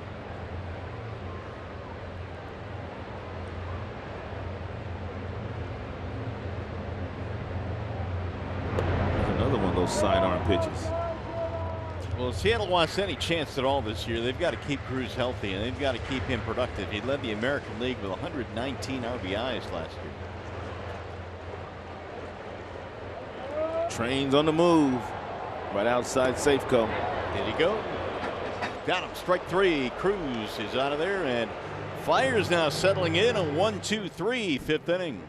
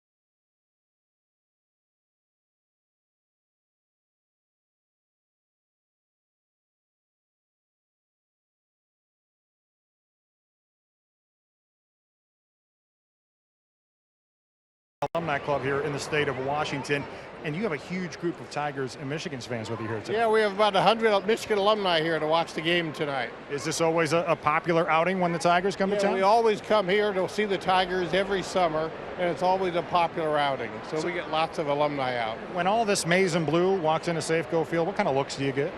Well, every once in a while we get sort of an odd look. They think we got lost somewhere along the line, but that's okay. But most of you are transplants. Many of you are now Washingtonians. That's right, yeah. And there's a lot of Michigan alumni who love it out here. So how many do you have out here now? we have about 8,000 UM alumni here in the greater Seattle area. And I know Misha here is one of those Michigan alumni, and he's a huge Tigers fan. And Mario, he had a message just for you.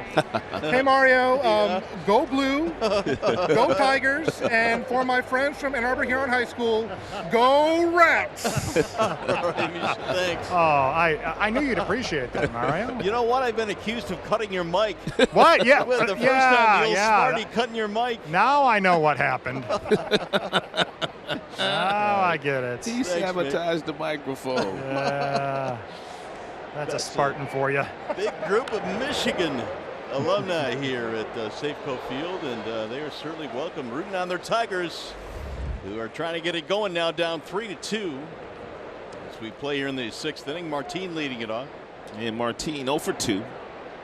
And behind in the count 1-2 to Paxton. Rips. Fair. No, now he's calling it foul. He called it fair first. The first base umpire, Mike Malinsky, signaled fair and then overruled himself. Yeah, he changed his mind. I think he kind of got confused making that call and then realized it was foul. We'll see. Tiger's not going to let this go by without looking And Martin, he don't want to go back to home plate. He wants an explanation. And so does Ron Gardenhire.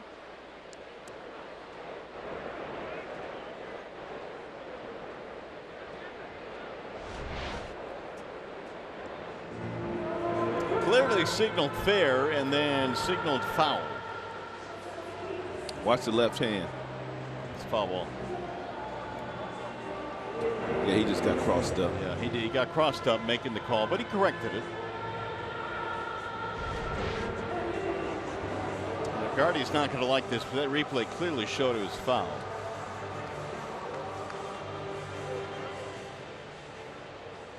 Mike Winters behind the plate, and that was Mike Malinsky who made that call down the first base line. So it's 1-2 on Martin. That would have been a triple.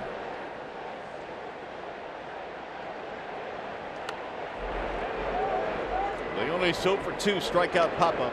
Yeah, Leonis came off the 10-day disabled list last night with a tender hamstring. Hamstring still not quite 100%, but very few of the guys on the baseball field are, from a body standpoint, 100%. Down he goes. Martin is out. Paxton, strikeout number 5. Man, pretty good breaking ball here from Paxton. He buried this ball down and away from Martin at 84 miles an hour.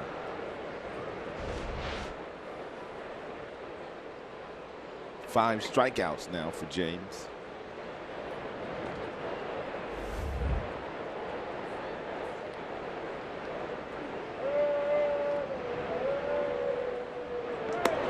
Ball 1 to Matuk.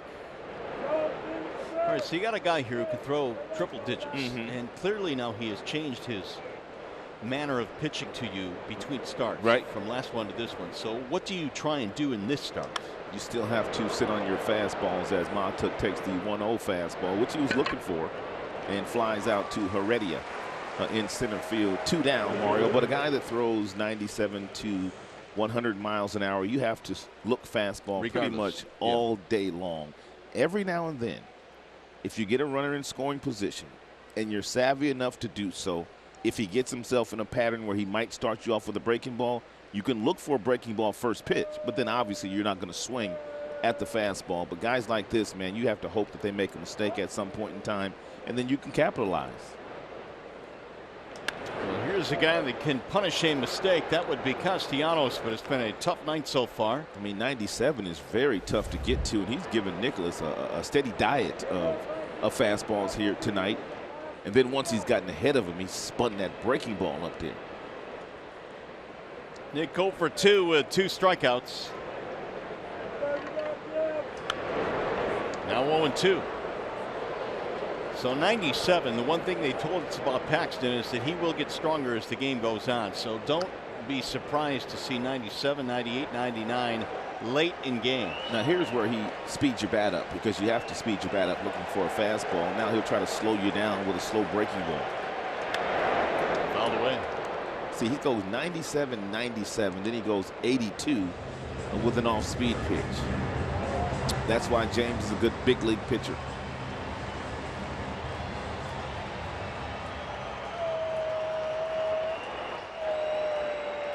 97, 97, 82 in the 3 pitches that Castellanos has already seen.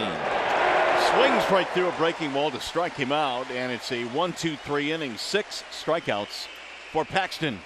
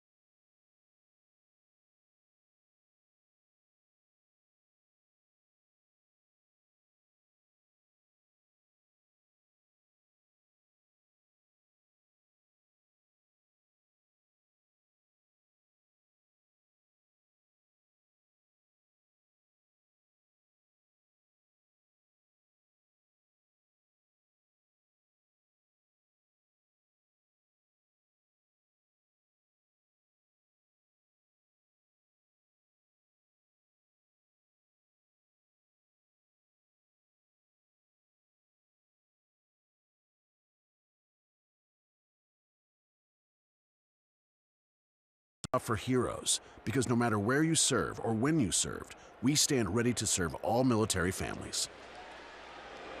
And back here in Seattle, we go to the bottom of the 6th inning. Mike Fiers still out there, and he will deliver ball 1 to Kyle Seager. Seager, Healy, and Gamble fly out line out tonight for Seager. Mike Fiers is approaching 100 pitches. We don't see that very often from any of the Tigers starters. 96 is his season high, as a matter of fact. Get this, the Tigers, this is their 45th game tonight, and they have 3 starting pitchers that have gone 100 or more pitches in the game. That's 3 starts. That has to be the fewest in baseball. It's got to be. I mean, they've done it only 3 times in 45 games. Well, they'll get there tonight, it appears. Seager looks at a strike. Have we got a clarification from either Gardenhire or Chris Bosio why very few of the Tigers starters go 100 pitches? Nope. It's not been asked, but I think it will be soon. And I assume they're just trying to protect the arms of the starting staff. But the relievers have had to come in early in a lot of games this year. Little miss inside, and now they count 3-1.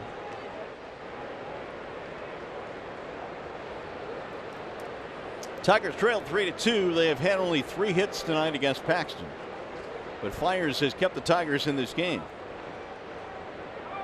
allowing 3 early runs, nothing since the 2nd. And there is ball 4, so it's a leadoff walk here in the 6th. Here's our Comerica Bank game summary. 3 homers in the contest. It was started by Gene Segura. That was back in the very first inning. Victor Martinez has homered for the Tigers in the ball game here tonight. He hit that ball to left field. That was off James Paxton, and Gamble homered to right field, his first of the year. So 2 homers given up today by Tigers starter Mike Fiers. That'll be it for Mike. He will depart here after the leadoff walk, and we'll step aside. Pitching change.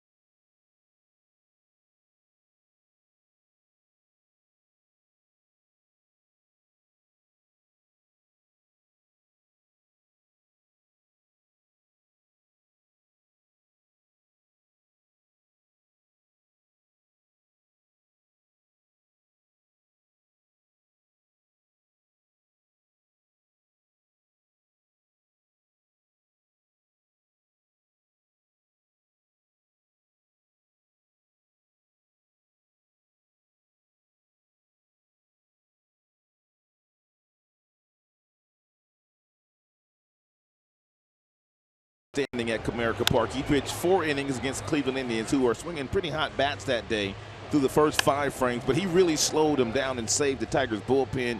And his breaking ball that day was tremendous. He's got one of those 12-6 breaking balls, and he really did a nice job that afternoon against Cleveland. I was talking to Artie yesterday, and he said that in order, he likes his fastball, gets it to 93, 94, but then he loves his curveball after the fastball.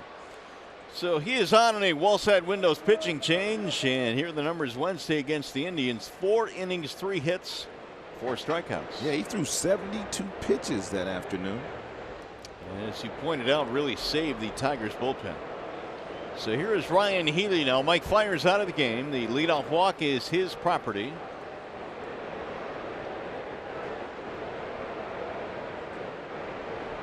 Ball 1. Couple of ground balls for Healy. Another one here would look nice. And now 0 for 10 in the series.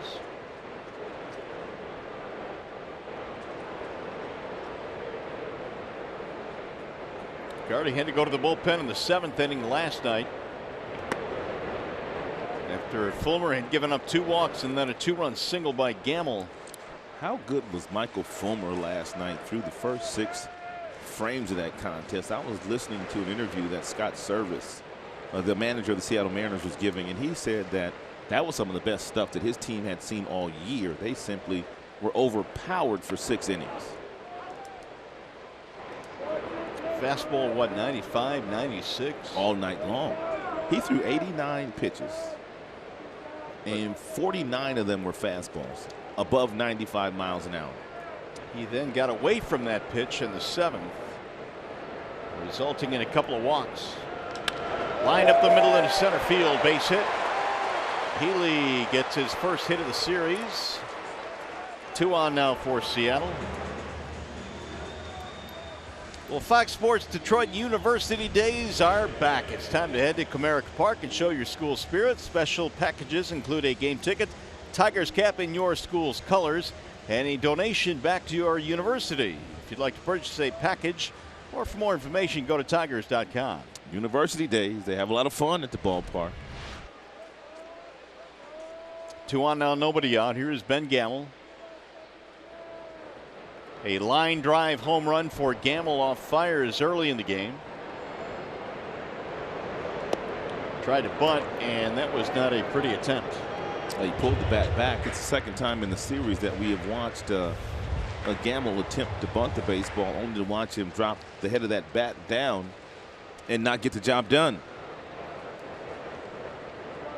Tigers need a double play here drastically.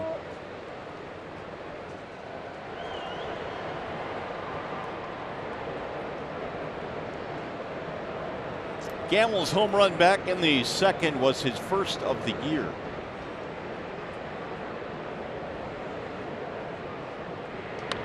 Fouled away was Tardy, and now the count 0-2. There are some teams, because of all the analytics and the metrics in the game today, that will not bunt with runners on first and second, bunt those runners up into scoring position, the guy on first, because they say that the law of averages don't tell you that you're going to score that run anyway. But we've already seen them bunt a runner to third today. Heredia did it earlier in the game. I would love to see what the run probability is between first and second no outs and second and third and 1 out. Right. It'd be interesting to It's see not what those huge. numbers That's are. why you don't see a lot of guys bunt up in those situations.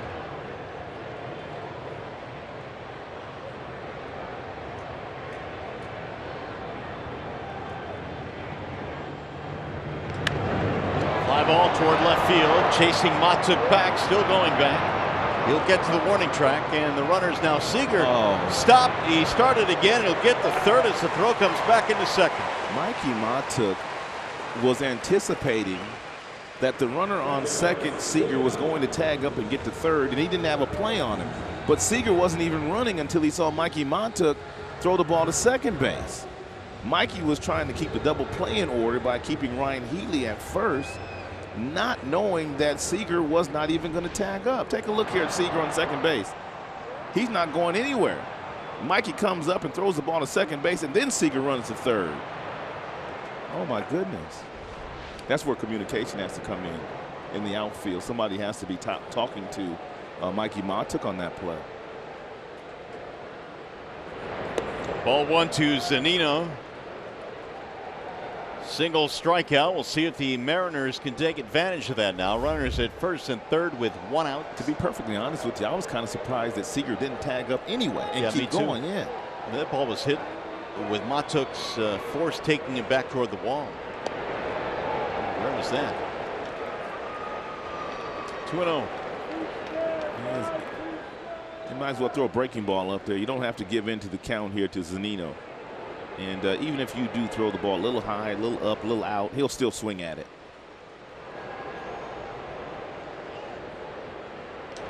Driven to right field, base hit. That'll get a run in.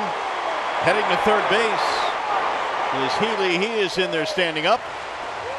It's a single for Zunino and a 2-run lead now for Seattle. It's a 2-0 pitch, and it's a fastball right down the middle, and Zunino puts a really good swing on it. Actually, that ball was on the corner, but he knew he was going to get a fastball, and he hit that ball to right center field for a single and an RBI.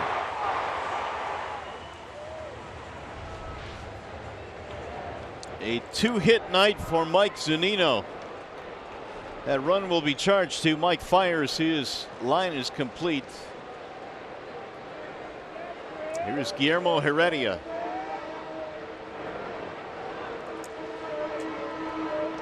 Ball 1. Heredia has been a very difficult out for the Tigers in his career. He's already tripled in this game.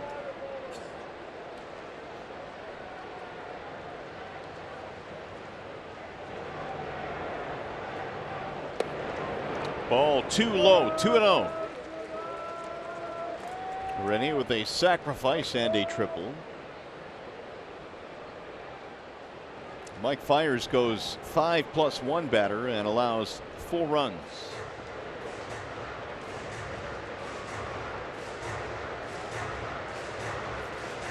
Hey, Sunday, May 27th, the Tigers are taking on the White Sox in 110. It's Sunday Kids Day, and the first 10,000 fans receive a free Nicholas Castellanos bobblehead. If you'd like tickets, call 866-66-TIGER or tigers.com. 2-0 pitch is low, 3-0 now on Guillermo Heredia. I don't think it's a given that he won't swing here. Runner on third base, less than 2 outs. Especially the way he's been swinging the bat against us. Ball 4, nothing close. And so now the bases are loaded. And the guy coming to the plate awfully tough to double up too. Here's Boz, the pitching coach, out with a mound visit.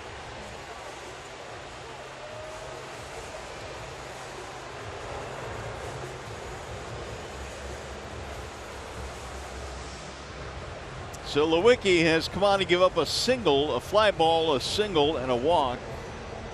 And now is in some deep water here with Dee Gordon coming up with the bases loaded. We'll say this, Lewicki looks cool, calm, and collected.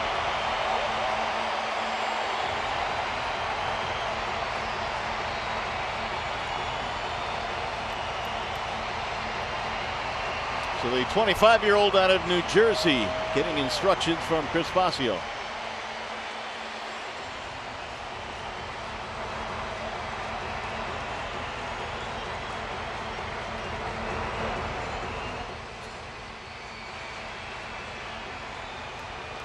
Bases loaded, 1 out, a run in. Gordon is 0 for 3.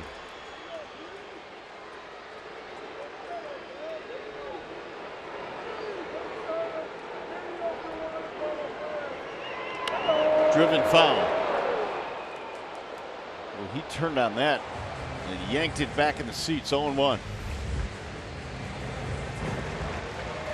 Dee Gordon is only 178 career with the bases loaded, which is bizarre for a guy that twice has had 200 hits. Infield in. Bouncing ball back up the middle, and it's going to be redirected into right field. 2 runs will score. Gordon goes to second. He's in there safely, and that's a horrible break for the Tigers.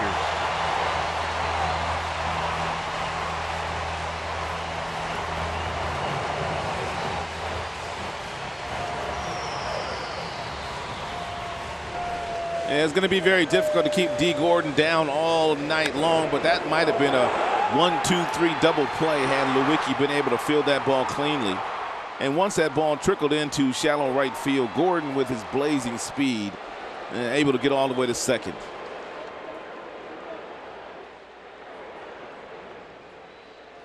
Two more runs in, 6-2 ball game. Infield still in, and Gene Segura is up there. Still only 1 out. Big night for Segura, home run and a triple, 2 RBIs.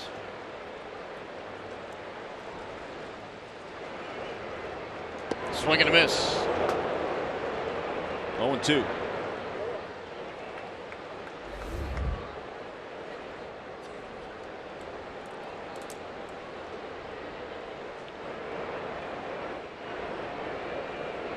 Ready at third, Gordon at second.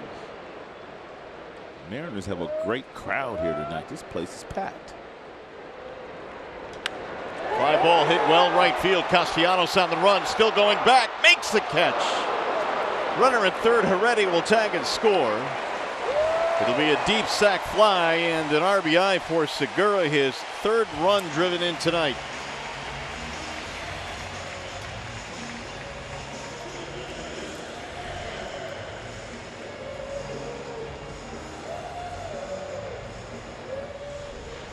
And Nick had to really hurry to get that ball in because Dee Gordon on second base can fly. And he was speeding toward third base, hoping that Scott Brocious, the third base coach, may have entertained the thought of scoring him. Haniger now with 2 outs, infield back. Ground ball foul. A 4-run 6th inning for Seattle, and it all started with a leadoff walk.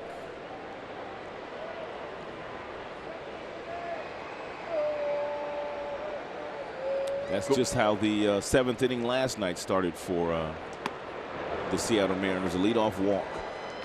They went on to score 4 runs in that inning.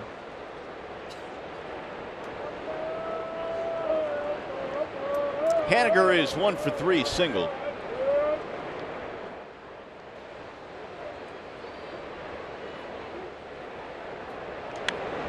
Fouled away now, 1-2.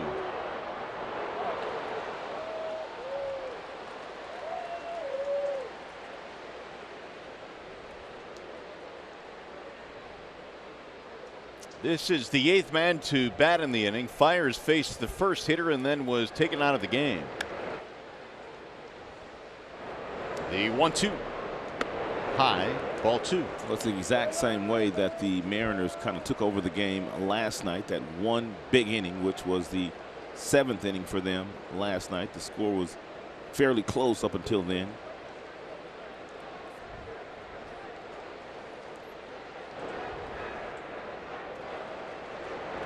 Swing and a miss, and Haniger is out of there, but a big inning for Seattle. They put up 4 on the Tigers, and we go to the 7th.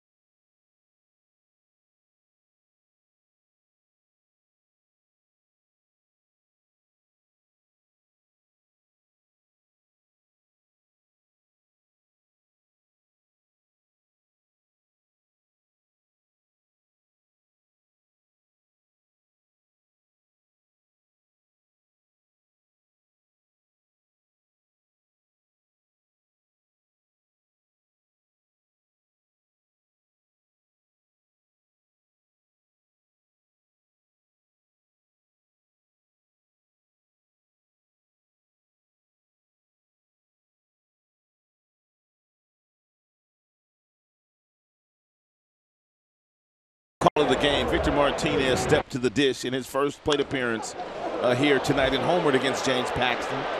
Exit velocity 105, launch angle 24 degrees, and the ball traveled nearly 400 feet for Victor Martinez, who continues to walk around Safeco Field like it's a home game for him. He's got good numbers in this yard.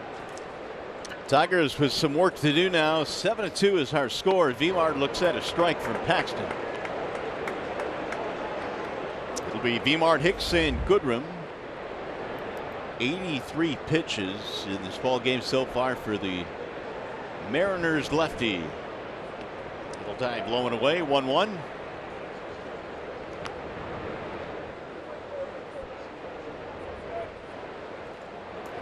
Vimard's home run, his 4th of the year. He's had a good series, 4 hits, and that one just missed. 2-1 on Victor.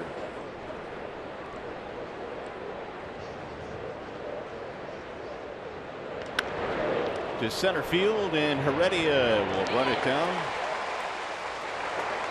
One gone.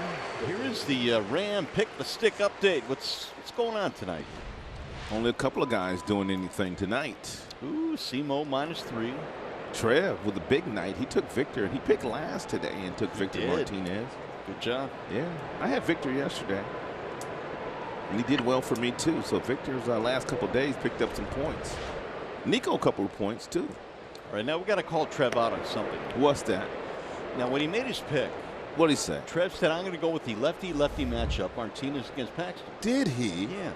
Oh, he ought not get them points then. No, because Vimard's a switch hitter and he hit the home run right-handed. Well, he shouldn't get them points. You know, we're going to petition the the commissioner. Yes, sir. And we'll see what he says. Yes, sir. Bright and early in the morning. Yeah, the commissioner says no, he needed to bat left-handed to get that home run. Right. Write up that petition as we speak. We're going to write it up. Get the computer out. We're going to deliver it, too. Well, we might have to wait till Monday. We might not be able to get it on Sunday. Oh, yeah, that's right. Forget it. Swing and a miss. 2-2 on Hicks. Walking a double. Paxton's starting to get tough here, which is what good pitchers do when you get them quite a bit of run support. He's pitching today. 2 gone. 7 punch-outs now for Paxton. The big maple, they call him. Here's every last one of the pitches to John Hicks, finishing him off with an 80-mile-per-hour breaking ball.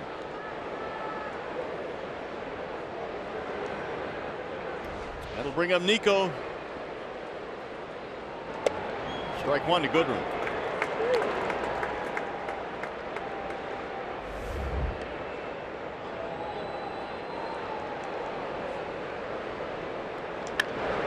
Fly ball center field.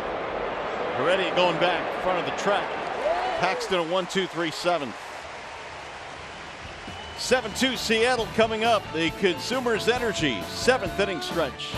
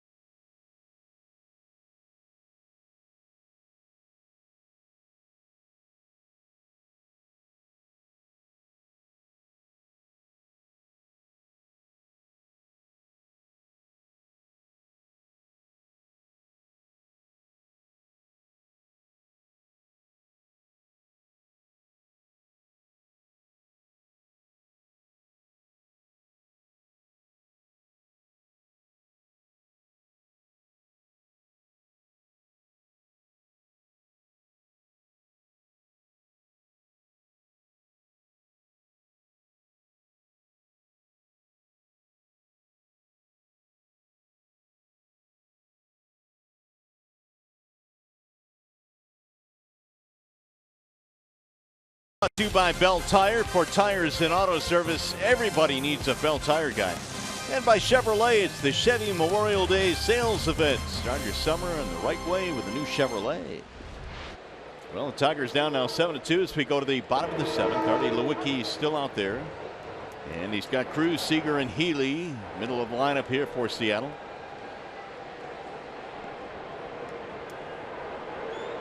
Here's the 0-1. 0-2 on Nelson Cruz.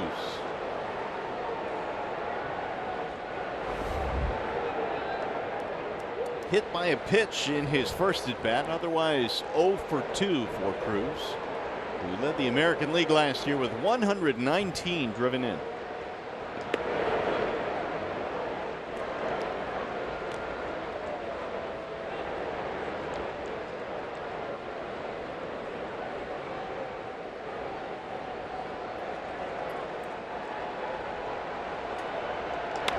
Chopper to the shortstop. Iglesias plenty of time, throws him out. One away in the 7th. MLB at Bat is your #1 Detroit Tigers app. You can customize your experience to catch every moment of the season. Get Tigers home screen icons and features such as MLB.TV Game of the Day, pitch tracking, in-game highlights, live radio broadcast, stats, news, and more. Download MLB at Bat today.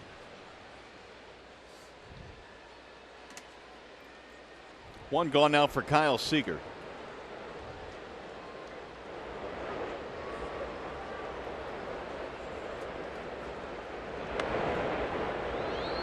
Artie Lowicki last year won 14 games, which was 7th most in all of minor league baseball. That's a lot of wins in a minor league season, which is about a month shorter than a major league season. 14 big league wins is a lot. The 1-0 pitch is in there, a strike called. Shifting defensively on Seager.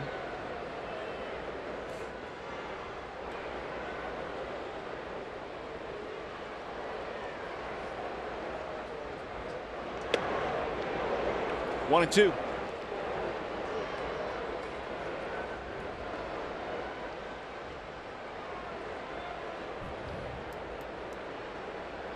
It was Seager that drew that leadoff walk against Mike Fiers in the 6th, and that resulted in Fiers being lifted, and Lewicki came on, and by the time it was over, a 4 spot for Seattle. Already looking for a cleaner 7th. 2-2. And couldn't get Seager to chase that 93. Mile per hour fastball at the top of the strike zone. Artie's got that real good curveball. If he throws it, you got to get it down. Oh, he got it up, but he got away with it. Up. Didn't matter though. 2 gone. Time for a game break now. Here's Trevor Thompson.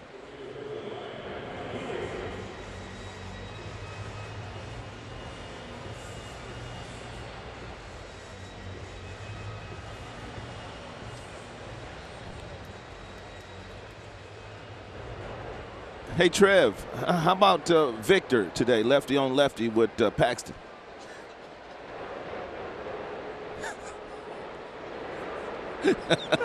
Trev's laughing last, man. He got the home run. Yeah, he did. Honest mistake. 2 gone now. Here's Ryan Healy.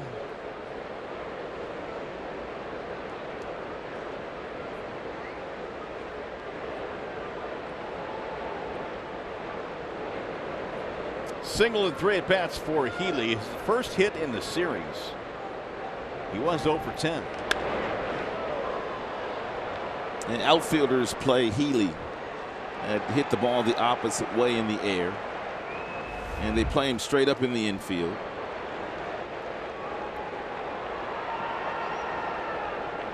Martin right here. He's way over in that right center field gap. There's tons of room in that area for Healy. Should he turn on one? Don't tell him. Shh. There's the ball low and away. 1 and 2.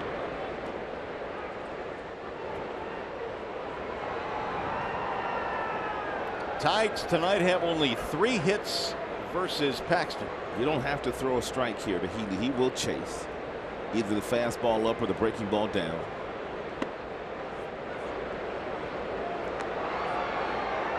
We knew it would probably be a different James Paxton here today, not the one that the Tigers saw last Sunday. And not to take anything away from what the Tigers were able to do against him. Tigers are a very good, gritty team. But how much do you think was a lull after his no-hitter 5 days before that? Nice sliding catch by Martin. I think it's a valid point. I think it was a big-time lull. Human nature. 1, 2, 3 innings. 7 in the books. Tigers baseball presented by Belt Tire.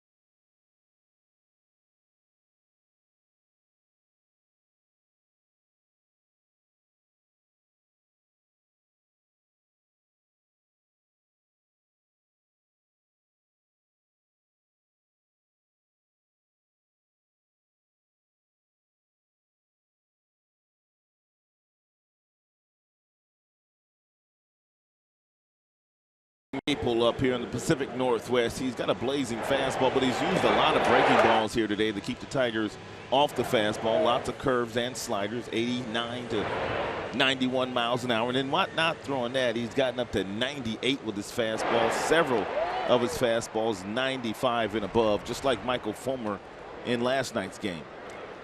Bill Tyer bringing you that pack from Paxton. Here is the usage, 60% fastball. How about the 32% with the curve, though? It is definitely up. Fouled away by Grayson Griner. Now, he has thrown a total of 94 pitches. 42 of those have been 95 miles an hour and above. He really telegraphs that changeup, man. It is not a good pitch for him. I mean, you can almost, when they call for it, almost like he doesn't want to throw it. Well, it's, I think, one of those pitches, Ron, that there are certain guys that just can't master that pitch. Right. Well, he's got the curveball. I mean, at 82. I mean, that could act as his changeup with the other two power pitches that he has, the slider and the fastball. He's still throwing 98, man.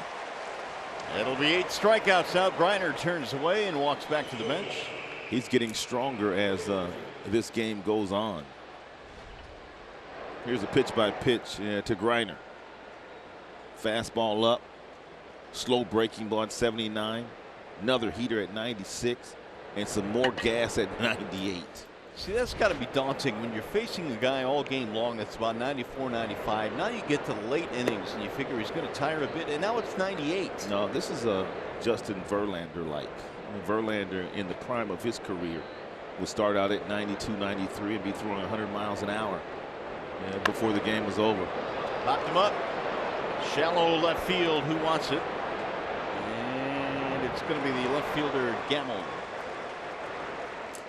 2 away.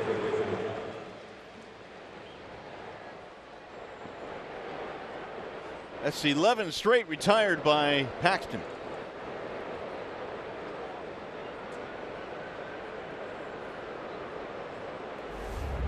Here is Machado, who is 0 for 2.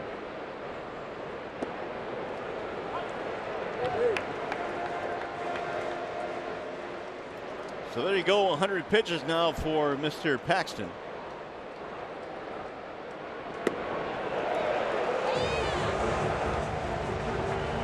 He also is 19 of 27 in the first pitch to strike department. So once he gets ahead and he's got that many weapons, man, you're just kind of fighting for your lives today. I mean, that was a breaking ball right there that he kind of choked. But now he's going to come back with about a 98-mile-per-hour fastball because he knows it's probably his last pitch of the night.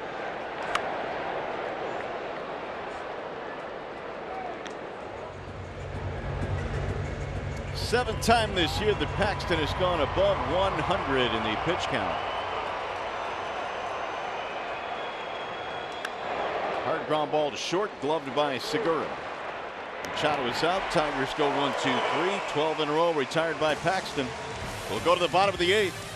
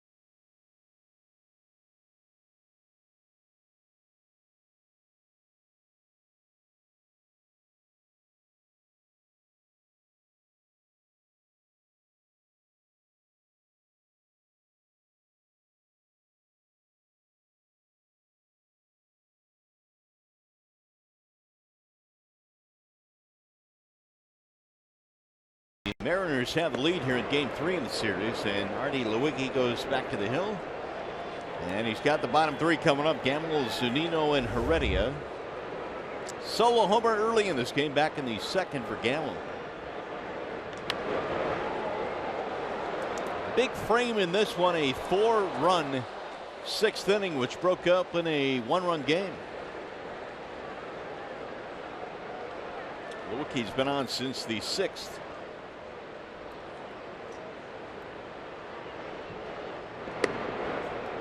Two and 1.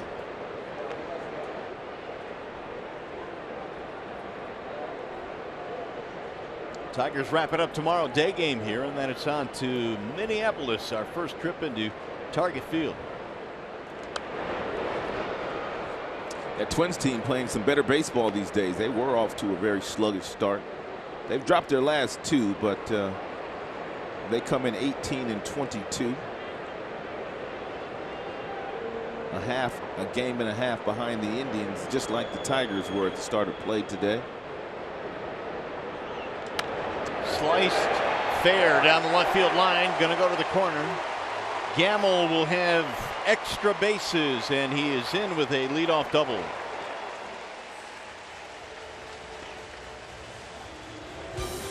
Tigers baseball on Fox Sports Detroit is brought to you by Comerica Bank. Raise your expectations of what a bank can be. Come to Comerica. By your Metro Detroit Chevy dealers, visit ChevyDetroit.com. See why Chevy drives the Motor City. And by Wallside Windows, we can do that. We are the factory. A rainy night here in Seattle tonight, but no problem. The roof is saving us from the raindrops. Mike Zunino looks at a bender in there for a strike. 0-1. Yeah, Zunino's done a very nice job tonight handling James Paxton, their starting pitcher.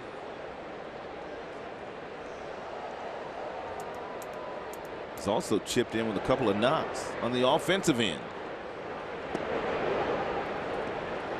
RBI single, part of that 4-run 6th. Singled and scored in the second. Raising his average up over 200 to 209.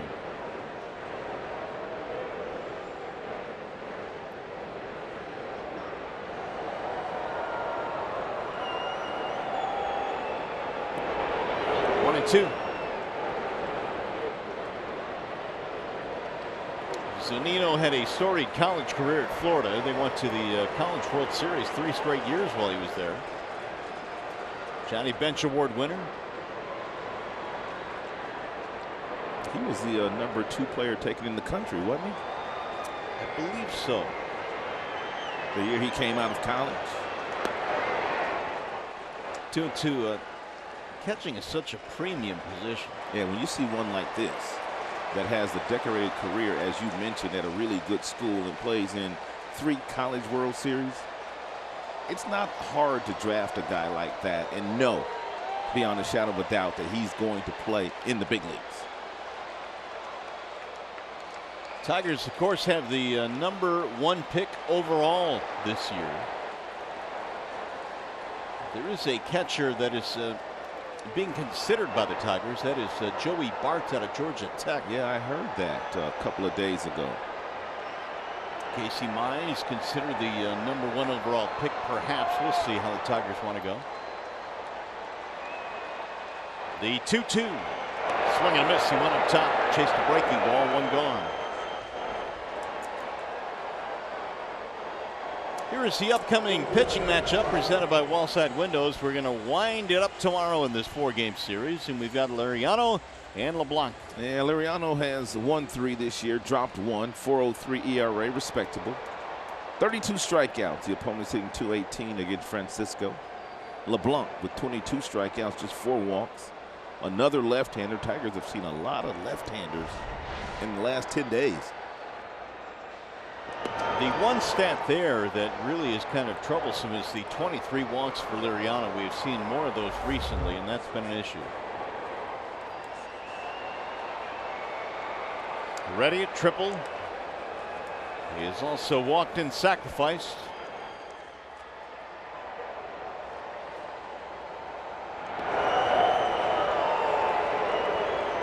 2-0.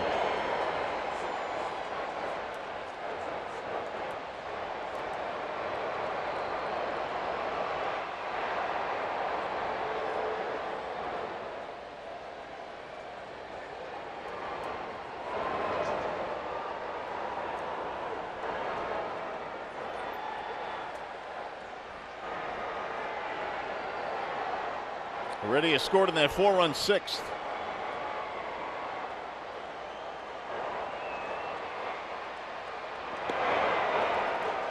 We're talking draft, Ron, and there's a kid by the name of Nick Madrigal who is at Oregon State who is a tremendous hitter. He's an infielder. The thing is, he's only like 5'7". Really? Yeah, 5'8". So well, Altuve getting it done. He is, and you wonder if that will have an impact on how high he goes in the draft, his size. But he can just flat out play. Meanwhile, a walk to Heredia. Well, just like we promised you, it's time for Miller Lite Hold True moment. Last time D. Gordon stepped in the batter's box, the bases were loaded. He hit a ball right back toward the pitcher's mound. Artie Lewicki redirected that ball past Dixon Machado into shallow right field, and it took D. Gordon about 7.7 seconds to go from home plate to second base with his speed.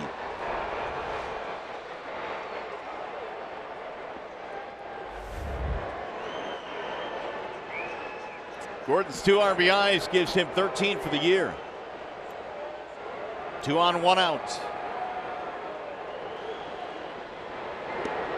Strike one. And D. Gordon comes from an athletic family. His dad, Flash, was his nickname, Gordon. Pitched in the big leagues for a number of years.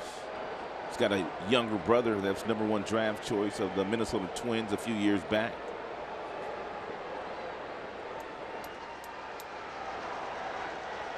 The 0-1.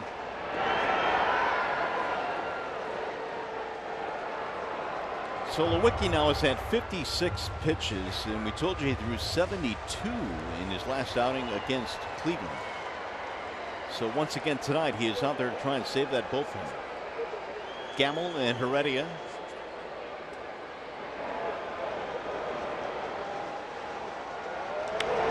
In the air to shallow center field. Martin is under it.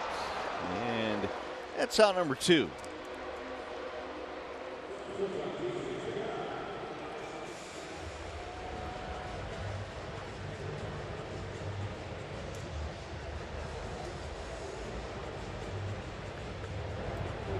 Big story tonight. Paxton 8 punch-outs in 8 innings. Vimar with a solo homer, and Nico now with an 8-game hitting streak. Segura has been really big for them as well. He is up there now with 2 outs.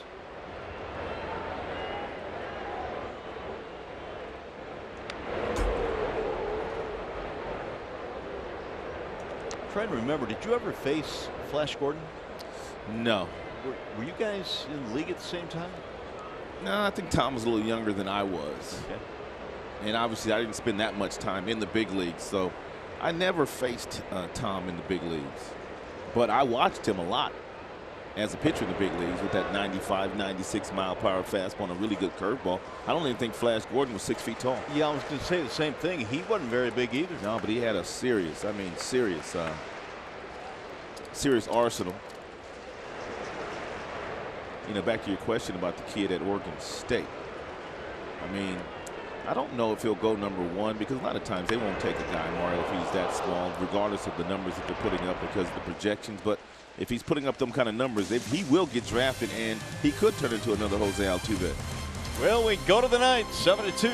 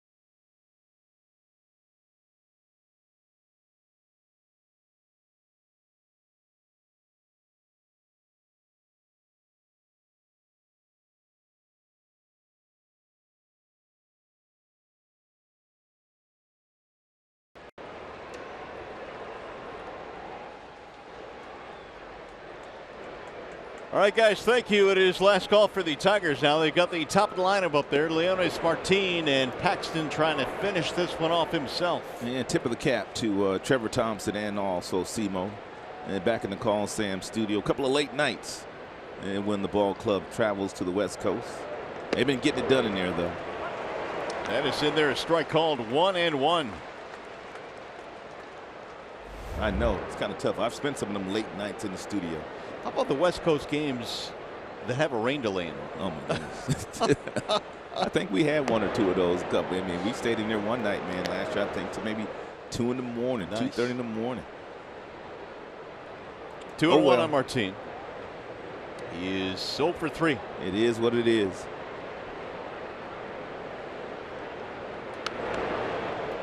Two on Leonis.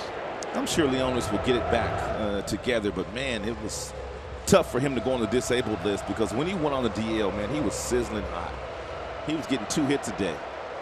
He was a catalyst in that leadoff spot. Might take him a day or two to get that good swing back. Not only that, but I wonder what coming back here to Seattle has to do with it as well. And maybe he's putting a little bit extra upon himself. I think so. Played a couple of years here. And judging by his swings last night, he had big swings in last night's game. He was over swinging several times, but once he settles back in and stays within himself, he'll start driving that ball again. The chopper, first base side, straight at Healy, and that is one gone. Fans, don't forget to join us tomorrow afternoon. Tigers and Mariners wrap things up in this 4-game series. Tigers Live begins at 3 p.m. right here on Fox Sports Detroit. Here is Mikey Matuk.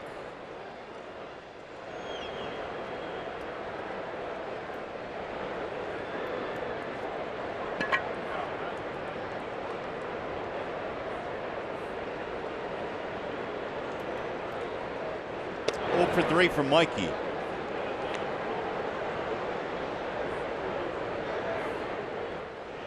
Seattle had 3-2, then they scored 4 times in the 6th inning to bump their lead to 7-2. Mikey fouls it off, and that one drilled Mike Winters.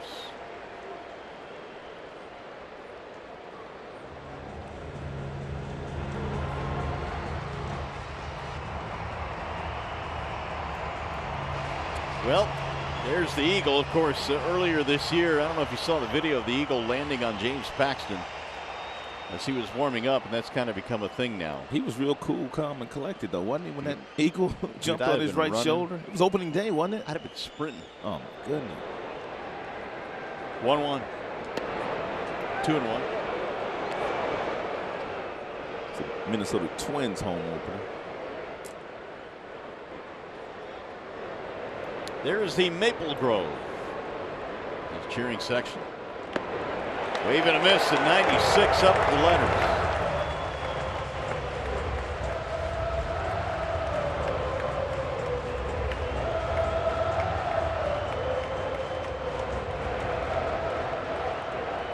Again, his nickname is Big Maple. He is from Canada. Instead of K's, they have A's. Fly ball, center field, long run. Heredia still going, He'll run it down. Took a double away. These outfielders for the Seattle Mariners, man, they can go get them. We watched Gamble make several really nice plays. Take a look at him in center field and how he gets a great jump and goes in a direct line to get that ball. You can't do it no better than he did it right there. I mean, that is a great jump, a great break, direct line to make a nice play. Well, they had D. Gordon there. Now with Cano out, Gordon goes to second, and they just simply plug in Heredia. His speed on display there. Here is Castellanos. And Nick looks at a strike 0-1. Tough night tonight for Nick. Paxton has had his number, but he's had a lot of the Tigers' number this evening. Chopper left side of the infield. Seager. And that'll do it. Seattle wins it at 1-2-3 9th inning. Paxton goes the distance. 7-2 your final score. Now we send you to the Call Sam Studios. Trevor Thompson, Craig Monroe with Tigers Live postgame.